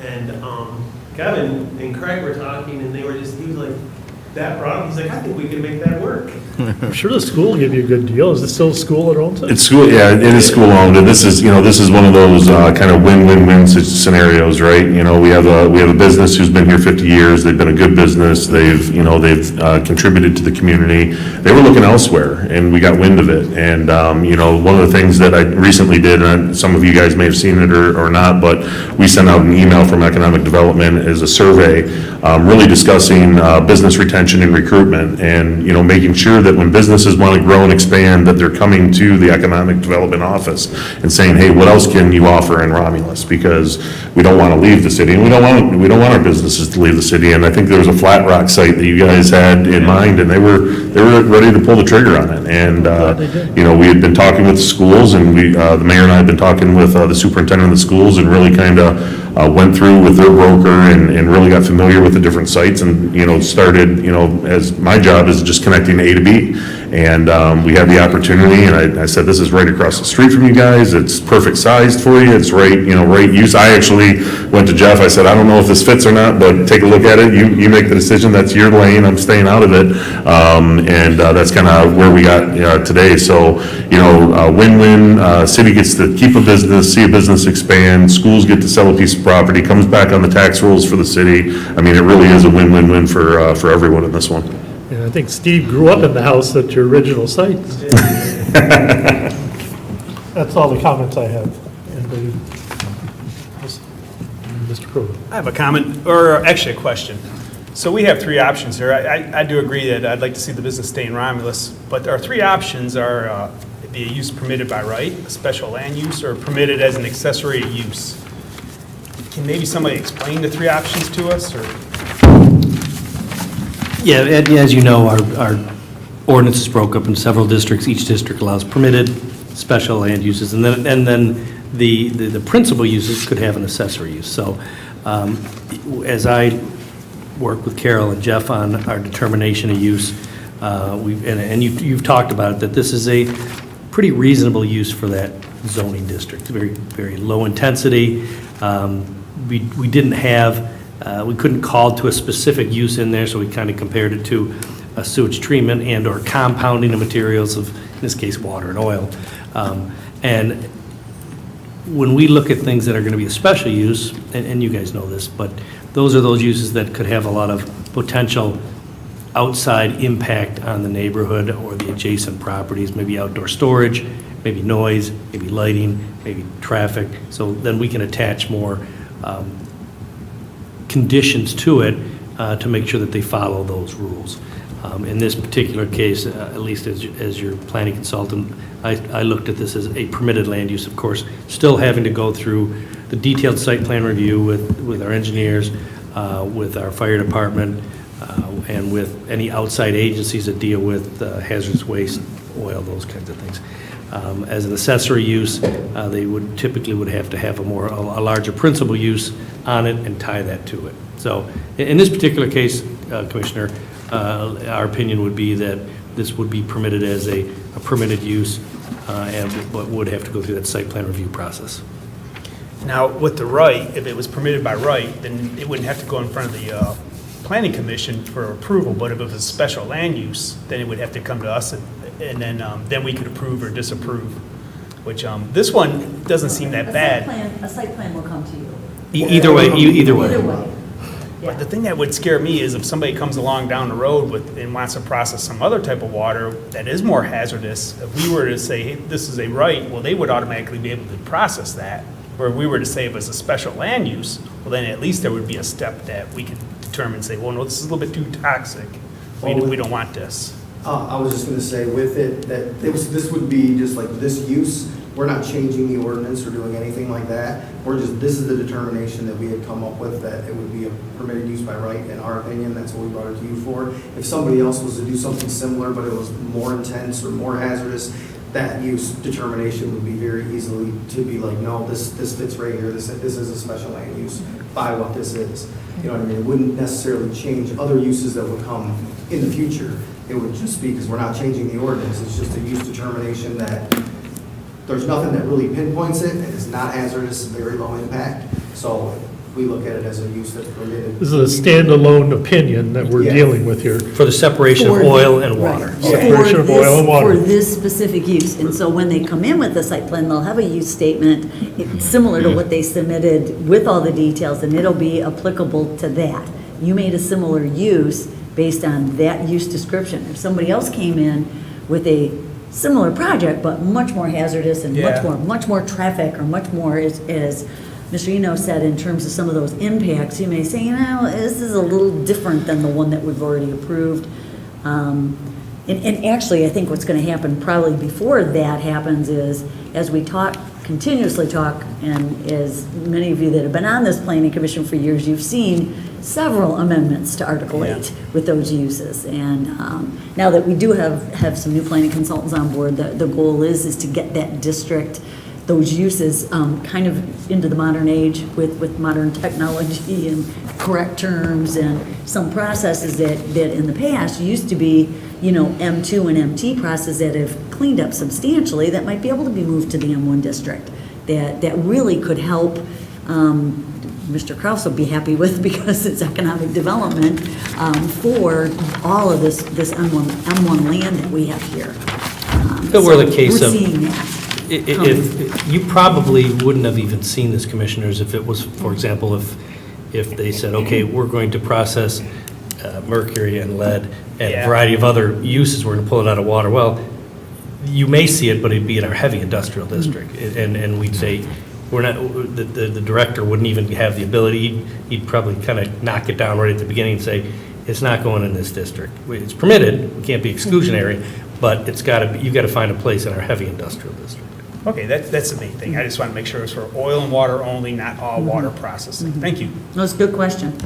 So this will be a refining down the road of our ordinance to accommodate some of these different types of special. Yes. One last comment, just for clarification, so are you planning on moving from the original site to the other, the Hay-type old school property? No, the trucks This and is everything is- definitely this will be the old, separate. the original, I call it the original site. 'Cause it's like Mr. McAnally, I grew up around the corner from there, and it's always been there, so. Okay, I just wanted to clarify that, thank you. Anybody else? Okay, this was just informational at this point, there's no action Right, to just take. to get some direction from you, to make sure that you were okay with it, so that when you did see the site plan come in with that, use statement, as you know, those review letters, the very first thing is use and zoning, and does it fit or doesn't it, and you guys have given us good direction. Carol said you don't like surprises, so we didn't want to bring this to you. Not necessarily. If I may, Councilman Crowe, to answer your question, when we submit permit to Eagle, we're only going for the oil water sector. We're not interested in organics or heavy metals or anything hazardous. It's non-hazardous oil water treatment. And I'm glad you guys explained that Eagle was going to be monitoring it, because that was one of my questions. I'm sure anybody who hears this plan has the same exact question. Yeah, so Yep. we'll be, like as you go up the chain, so initially it'll be Great Lakes Water Authority, that's the first. Eagle is the next layer, and EPA will be the top. So city, state, federal. Thank you. Thank you. We can't wait to see your site plan. Yeah. Good luck with it. Good luck, guys. Appreciate your time. Mr. Chair, I do have one question in regards. Well, you have another question? I do have one question in regards to noise. Is this a noisy facility, or is this just all enclosed inside? Everything's inside, the trucks are not parked outside, everything's done internal, and there's really no noise. There's not a whole lot of houses down that end of the street. You're just bringing gallons in. So the process itself, when you bring these trucks in off of Beverly Road, would they come inside the building and they dump the products in there? Yeah, And they then, actually come in, get tested, and then you decide who can offload it. okay. So it's tested before it's even Yeah, we'll have offloaded? a lab on site. So we, just so you understand, industrial hauling, everything has got to be profiled and analyzed before you touch it. So you can't even touch it until you know what it is. Once you have the approvals and the approval numbers given to the generator, you go haul the material in, you double check that everything is conforming, and then you're allowed to offload. And that's going on right now. And that's regulated by Eagle. Yeah, oh yeah. Thank you. Yeah. Thank you. Any more? Deb? Thank you. Thank you very much. Next item, TA 2024-001 zoning ordinance text amendment, section 17.02, use requiring site plan review, table 17.02, plan review requirements. Yes, this is something that, so, we've been trying to look for, go through the ordinance in the downtown district to see if there's any changes or anything that we can possibly make to try to, drive development downtown, try to get more businesses downtown, try to get things operating. So that I worked with John and Carlisle Workman at going through this, and these are some things, and John, I'm sure John can explain these. These are some different things that he's seen in other communities, and it's just kind of up for discussion for what you guys think for that area and what changes could possibly be made in the ordinance that might make it more enticing for businesses to want to come downtown. Thanks, Jeff. And really, guys, that one of the things that I enjoy doing as a consultant is I'm able to work in a lot of different communities and see things that work and sometimes don't work. And I was going to comment earlier on your industrial park. It is beautiful, and I've got a couple of communities that would be very envious of the landscaping and what you've done there. So that's awesome. But in this particular case, especially within our central business district, what I have seen and what I've drafted up in other communities, similar to Romulus, Southgate, Canton Township, which is a growing community, is that speed to market is very important for smaller expansions and those kinds of uses. The language proposed, and certainly wouldn't propose this in a community, even say Huron or a more rural community, because they don't have the horsepower in regards to the staff to do some of the things that you do in regard to the review process. What this language does is it gives the city an opportunity for those smaller projects, 15,000 square foot or smaller, to go through a more administrative review process and allow for your administrative staff to allow this, certainly keep the planning commission informed within those central business districts, but allows for it to move through the mill faster than typically you would have that. And the city of Southgate is one community that does that, and they've been very pleased with that process, and Canton Township as well, that allows for under those 15,000 square foot uses to be go through our architectural review committee, and that's kind of what we're talking about. Want to get some feedback from you and some thoughts, and then maybe then start to sharpen our pencils and get that a little bit more detailed in terms of crafting this language. So, sketch plan review, site plan review. Site plan's pretty involved. We have prints and drawings and engineering reviews, and we get to look at everything and see it. Now, a sketch plan would go administratively, and it talks about highway services and stuff like that. So if we were to get a gas station in the central business district. Oh, you're going to see that. Yeah, that's a special land use. Yeah, this doesn't change anything that's special. Yeah. So what kind of, what do you foresee a sketch plan being used for? Let's just say, is it just an expansion of existing use? So currently, you sometimes see sketch plans. That's what I'd say, we do, rarely. On some of the bigger developments, some of the, in mostly the industrial stuff, they're much bigger. The GMA addition down the road. Jeff, that's under review right now, right? How big of an addition was that? That addition it's ongoing right now. It's ongoing. But you saw that. It was big, but you saw a sketch plan. You didn't see the full-blown site plan because it was already, the site's already there. So a lot of the information you didn't need to see. These are projects that are smaller. And by nature of the downtown, things are smaller there.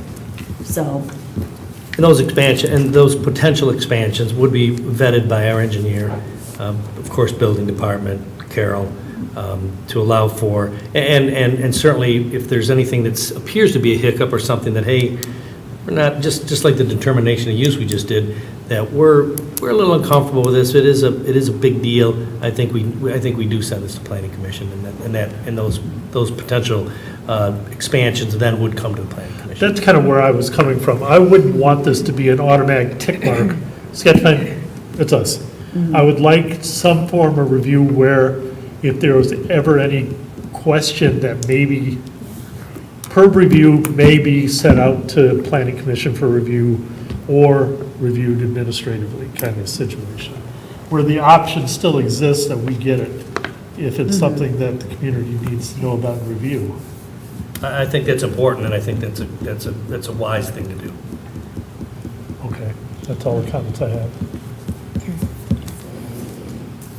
What else? Yes, sir, Mr. Chair, through the chair. With the downtown development sorely needed, how restricted are we as far as going up? I know we have the senior tower down there at probably 7 or 8 stories or floors. Yep. How restricted are we to go up? Say, for example, if we need it, because our infrastructure down there, if we're going to develop that, it has to be parking. So we need some type of parking structure for sure. So how do we go about height-wise, how high can we go? Carol's busting through the ordinance right now, but Just off, it's either 3 or 4, I can't remember off the top of my head, but anything higher than that would have to be, FAA? variance. yeah, you'd have to get a variance, and a lot of times, depending on those height requirements, we carefully work with the fire department too, so they have the ability to fight a fire with a ladder truck or whatever the case may be. But I agree with you, going up, especially in a DDA or a CBD, is great, especially when you've got commercial on the bottom and residential above. But we want to tie that to public safety with fire, and I would probably say if we had the right opportunity, fire was cool with it, that we would provide, that'd be a good variance to give. And actually, when this all got looked at years ago as part of the downtown plan, so the ordinance as it is was written, mid-2000s, I believe. In there were some design standards, and it was focusing on some of that. The original, or I know the intent coming out of it, I was at LSL at the time, the consultants working on it, and it got, I didn't write the ordinance or have that part of it, but I know there was a recommendation in 2011 when we did an overview of the entire ordinance to take the CBD and do a little bit more of a form-based code, get some more flexibility, not pay so much attention to the uses that were going in, allow for greater heights, allow for greater things, with shared parking and, being that it's a downtown. It's Mixed uses, no setbacks, those kinds of things. Right, it's one of those things that we just haven't gotten into the refinement of it. Kevin, you may know better, when is the downtown plan scheduled to be updated again? So the actual DDA plan was updated 2 years ago, has to be done every 5, I believe. Okay. But we finished with retail strategies, we finished the 1-year kind of visioning and listening project, which rolled out a 5-year revitalization plan for that downtown district, which was some of the initial conversation that this sparked with Jeff, as far as some of the zoning restrictions that the DDA has, with just simple things with signage and whatever. So DDA has this great facade program that they budget $15,000 for every year for the downtown businesses. The problem is that when you go to update your facade, like, you're so limited on what you can actually do, the businesses choose not to do it because they don't feel like there's a good ROI on it, because you can't put certain lettering or lighting or signage, and the Artisan Reserve is a good one. Like, they have this little sign that hangs at the very top of the brick facade, but it's blocked by a tree, and there's nothing on the canopy or the awning of that identifying it as a microbrewery. So Jerry's working on, one of the things he brought back, and we discussed with some other small communities, is a downtown vibrancy plan, where instead of having a facade plan, if a business wants to hang a flag or put out flower pots or maybe chairs and seating outside of a small cafe or restaurant, they can expend those dollars and then apply to the DDA for reimbursement to give more amenities in the downtown district and not just use it just for signage or facades, or maybe it's lighting or a number of different things. So that kind of sparked some of this. The other feedback that we got was when we started the Nest Downtown, the new Entrepreneurial Success Training Center, and Laura Sigmund from Best Business Practices started going through the training with the small businesses. The feedback we were getting was the city does a very, very good job with the fast track program that we do with larger businesses and commercial and industrial stuff, but applying that same process to that small business is very risky, because it's such a long drawn out process that those small businesses only might have enough capital for 2-3 months of startup time, and if they go past that, their risk of failure goes up significantly, and they can't get their doors open, and then they end up folding before they even get to their opening. So finding ways to work them through a process and get their doors open so they can start, developing that customer base and servicing their customers was some of the big feedback that we got from the Nest program that we started in the 15 small business cohort that went through originally, and we're renewing that program, and you'll see another 15 businesses coming through that cohort here, I think, starting October 1. So that's some of the feedback that we got from that downtown district, and that's really what we were trying to do, is open up. I brought some stuff back from the CDAM conference that I was at from Frankfurt and their downtown area, very much a tourist city. They're dealing with, a lot of tourist and seasonal workforce. How do they bring their seasonal workforce in? How do they house them? How do they have enough housing for them? They've raised their elevation in the downtown district to allow for mixed use commercial on the lower level. So they've had 4 or 5 buildings that have been successful projects where they raised the second floor and created workforce housing. For us in the downtown district, to be honest, we need more senior housing. I had an issue with Rose last week. We had 3 homeless senior citizens that were living in their cars in the downtown area that we didn't even know about. And senior housing's a tough one. The Whispering Willows and the Senior Towers are both full. And we get requests all the time for senior housing. So that's something to look at as well in the downtown area. So, because it's close to amenities and things that they can use. But yeah, those are some of the challenges that we're hoping to solve with this, kind of revision. Any other questions? Okay, this is just for review. We'll see this next month as a public hearing. Correct.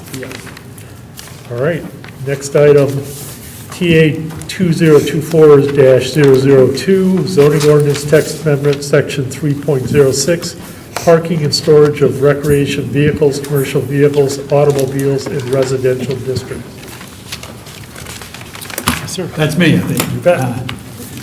These proposed changes are driven by some complaints in neighborhoods of vehicles being parked in the roadway that are recreational or commercial type uses, and they tend to park them in the street instead of putting them on their own property. And residents were complaining that the maneuverability of car traffic especially leaving in the morning or coming home at night, so is dampened by these vehicles in the way. So this was an attempt to try to restrict further the parking of those vehicles. And I actually just picked the time period, and maybe when you have a public hearing on this, people will think a different time period is appropriate, but it's from now it's 9 o'clock at night to 5 in the morning. You really can't park these recreational vehicles or commercial vehicles in the street. And commercial vehicles is already defined as including your construction trades vehicles too. So somebody who's plumber or carpenter or whatever who carries stuff around in their vehicle can't park it in the street overnight. And there's also a few other tweaks to this. I found when I was looking at this that we had some terms where we named out all kinds of different kinds of vehicles. When I went and looked at the definitions for a recreational vehicle, for example, it included all those anyway. So, excuse me. So I put in converted buses because that wasn't in the definition. It already existed. Occasionally you get somebody that takes some bus and converts it into a big camper for themselves. So this will be up for public hearing your next meeting in August. And we're trying to find some reasonable compromise between the owners of these vehicles and the citizens who live around these vehicles, who don't own them, and where they're going to be parking those, and especially at night. I mean, if you're pulling around a backhoe on a trailer in your pickup truck and you're parking it out front, it's gonna be blocking somebody somewhere. And, I don't see it so much on mobile homes around. I don't know what if that's more of a problem, because people don't want to risk their mobile home getting whacked by somebody coming down the road. But I can see somebody just using their commercial vehicle and parking it on the road, and I don't agree with that either. We've had some commercial vehicles with trailers. Yeah, that's what I'm behind saying, them, something with equipment on it. and which they tried to park the whole assembly in the street. When they didn't back the trailer in on the property and just park the truck out there, they were parking the trailer hitched to the pickup truck or van, whichever it was, in the street. Again, I wouldn't probably want to deal with that either, especially come cold weather time and go sliding around because they're not plowed right. Again, I don't know about the time period, 9 to 5, I don't know, but, Ms. Roscoe? Through the chair, a lot of the comments that were coming, I shouldn't say comments, complaints, was being able to see coming out of their driveways, coming around these vehicles, not having enough room. Some of the roads are smaller, more narrow, and then parking out in the road. And that is a big problem. So this hopefully will divert a lot of that, even though you're still going to get someone that's going to park where they're not supposed to. But hopefully it will divert. I don't know about the time frame. May need to tweak that a little bit. We'll see if when we have the public hearing, what some suggestions may be as to the issues and the problems in the neighborhood as to what would be a better time frame. What is the enforcement? How is it going to be enforced? They would get a ticket for it.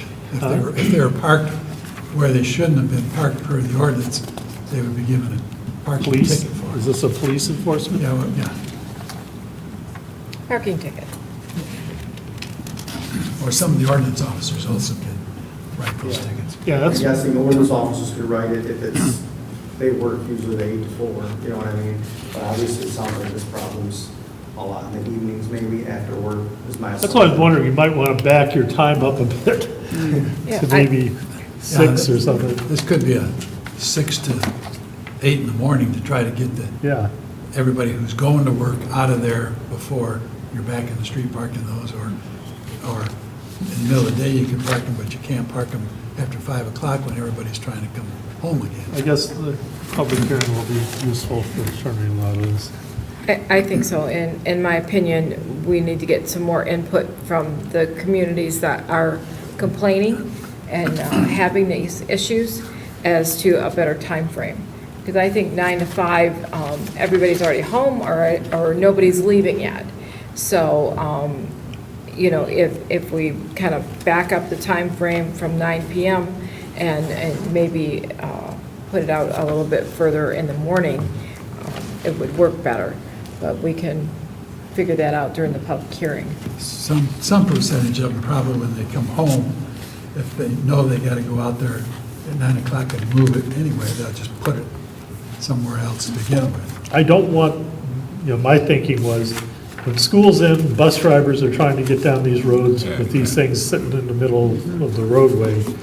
You don't want to put safety, you want to kind of avoid those hours where school buses are going to be down there, so maybe back it up Good point. earlier in the morning, but. Because I know a lot of roads aren't very wide. Once you park something on there, you're either jockeying for one way or the other. But, okay, thank you. Can I ask one question back? You hit on it a minute ago, and Steve, this bit with commercial vehicles, when the weight on them, when this got amended, and it wasn't all that long ago, it was back, it might have been that 2011 amendment, or slightly after. What was the answer given? Somebody had asked, how do the people enforcing it, police or ordinance officers, know these weights? Do vehicles, Well, Steve? I mean, somebody that's familiar with trucks can pretty easily recognize a 1-ton from a half-ton truck. But they'd have to know something about. Right, when it talks about this rated capacity greater, and then also the, up above, can't exceed gross vehicle weight of 10,000. There was a good answer given when we. I think the showed 10,000 the is answer, I basically like forgot. a F-350 and below, and that's your landscapers, pickup trucks. Okay. And also 10,000 might be the limit for a CDL license too. That is. So Okay. then when you get over 10,000, now you're into like those medium-duty trucks or Okay. bigger. And that's one nobody likes, you don't want your neighbor Right. parking that big medium-duty Yeah. truck. So this is common industry, not industry, but, they would know it. This is, Yeah. so if One- we had to interpret it, if somebody were to call us up, and I think it happens now, I think I send them on when I've gotten, because I have, I think, gotten these calls. What is that? What is 10,000, less than 10,000 pounds? What is it rated greater than 1.5 tons? Basically like a pickup truck, single axle pickup truck. If I remember right, I think over 10,000 pounds, you have to have a commercial plate on it, too. Oh, okay. So, It's 10,001. 10,001, as I said. And one. That's all driven by the Secretary of State. Yeah. So, Okay. the one other thing that we do have some problem with, and it's really our end of enforcement, there's one example where an individual he's in the construction business, he had signs on his side of his truck that clearly identified it as being commercial, but they were magnetic, he'd take them off at night when he'd park it in the street, and was trying, I think he had ordinance officers convinced that I can't tell that it's a commercial vehicle then, but if you saw it with it on there sometimes, it doesn't, just because you take it off, the sign off, doesn't mean it's not still being used as a commercial vehicle. So it makes it a little harder, but all you gotta do is look at it a few times and. There is now, but some cities don't allow them back once. Right. At some point, it's a road hazard. I mean, you have a situation where you'd be ticketed for blocking roadways, can't you? Yeah, there is a paragraph in here too that it also that.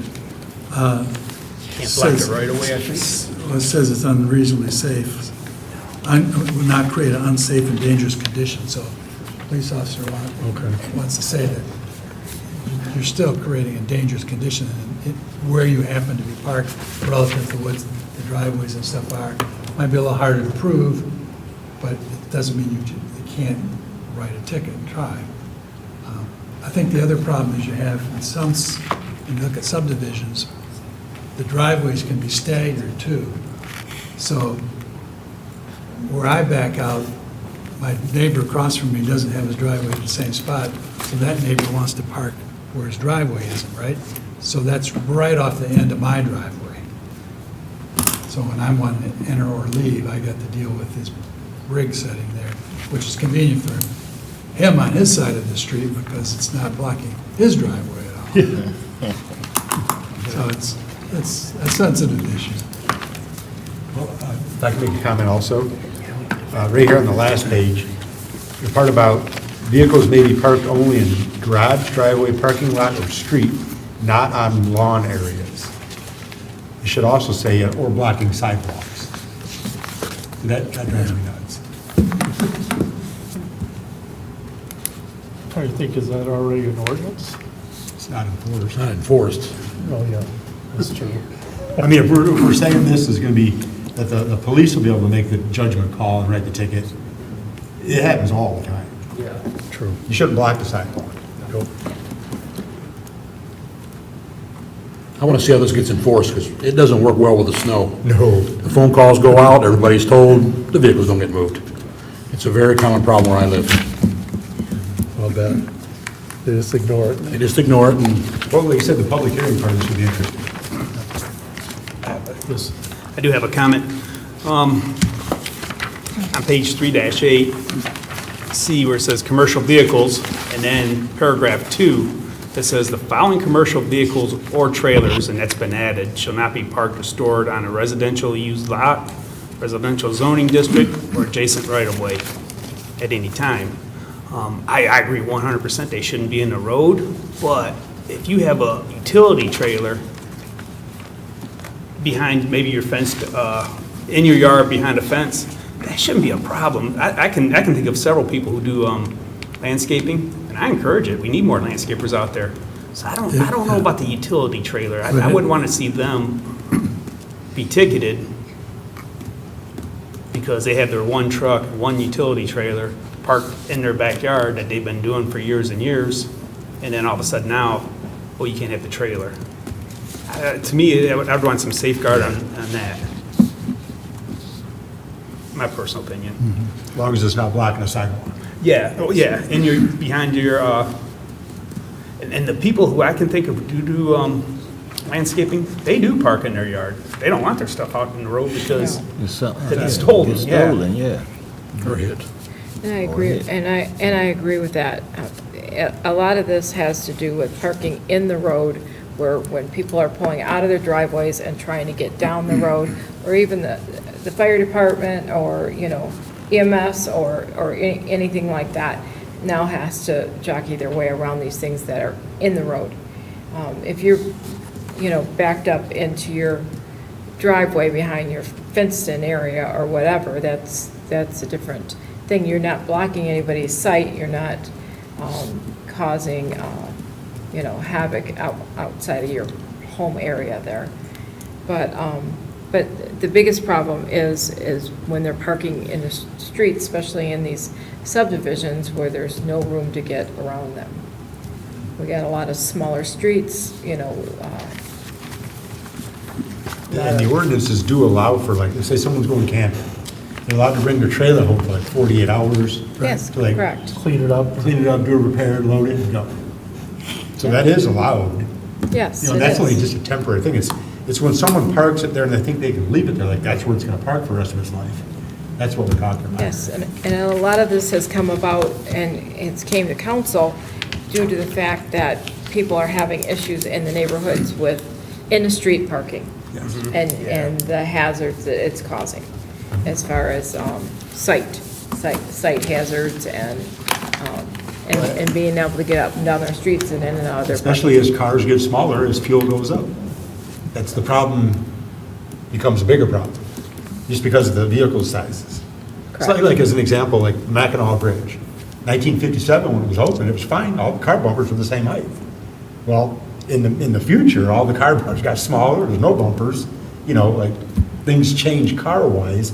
They say, oh, they need to put higher rails. No, they don't. It's just the vehicles have changed, so the situation looks like it's changed and actually has. But from the driver's seat, it has.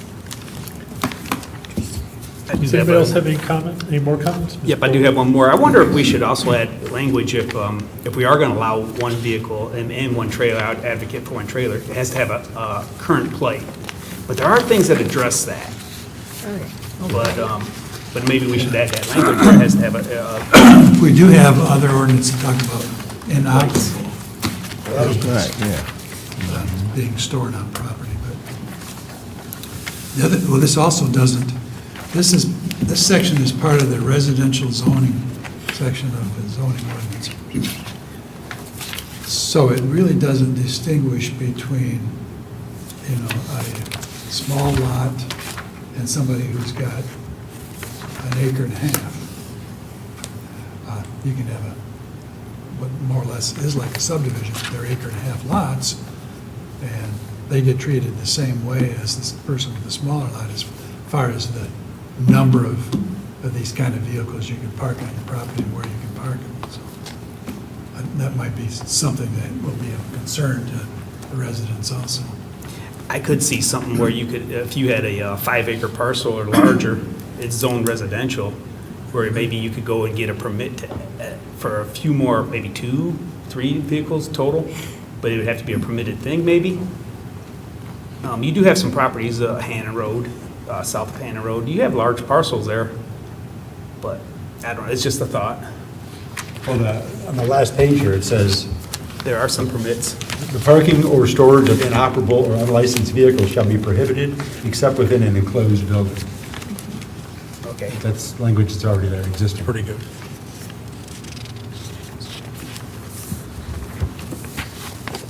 Alrighty. That's it. Set. Next item is PC cases involving advice or input from the planning commission. Carol, do you have anything? Nope, actually, we had these under that, and then they got a little more formalized, and they became ordinance amendments. It's been done. So it's been done, so thank you. Reports on interest designation. I have a couple tonight. First of all, Forgotten Harvest is always on Tuesdays at the high school, and it will not be there tomorrow, on the 16th of July. They will return on the 23rd, and they are there from 10 to 12 on Tuesday morning, not tomorrow morning, but the following week on the 23rd. Just want to make a note of that, and that's for Forgotten Harvest. And the other thing is, the mayor is doing different things in the neighborhoods where the community can come in, voice their concerns, ask questions. He's calling it One Romulus, bringing local government to your neighborhoods. The next one is actually tomorrow, July 16th, at Romulus Elementary, and that is over on Beverly Road, like between Merriman and Henry Rock. Yeah. Right there in that area, if you're not familiar with that. And it says, One Romulus Community Meetings hosted by Mayor McCrate will provide a forum where residents can share ideas and concerns with elected officials, public safety leaders, and neighbors. So that's tomorrow night, and that is held at 6 o'clock. If you guys haven't been to one of these are great. Encourage people that are, certainly if you've got questions. It's like a lot of this one-on-one, and they're really, really good.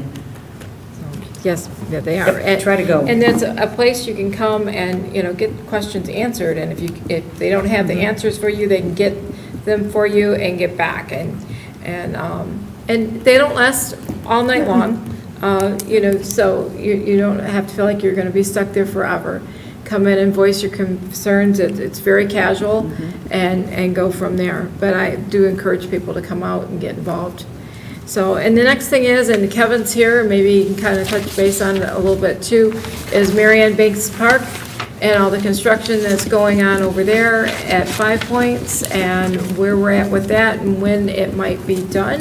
If you have any information on that. I'm going to defer to Jessica. I thought that might be coming. Jessica and Jerry have been working on that, Jerry with the DDA. I mean, everybody can see there's things going on, there's some sidewalks already, there's piles of whatever, and everyone's asking, like, when is that gonna be done, and where we're at in the process. The project that's occurring over at Marion Banks Park is being funded by a passport grant through the Michigan DNR. And we met with the contractor in early June. They had anticipated about 60 to 75 days once they started work for the project to be completed.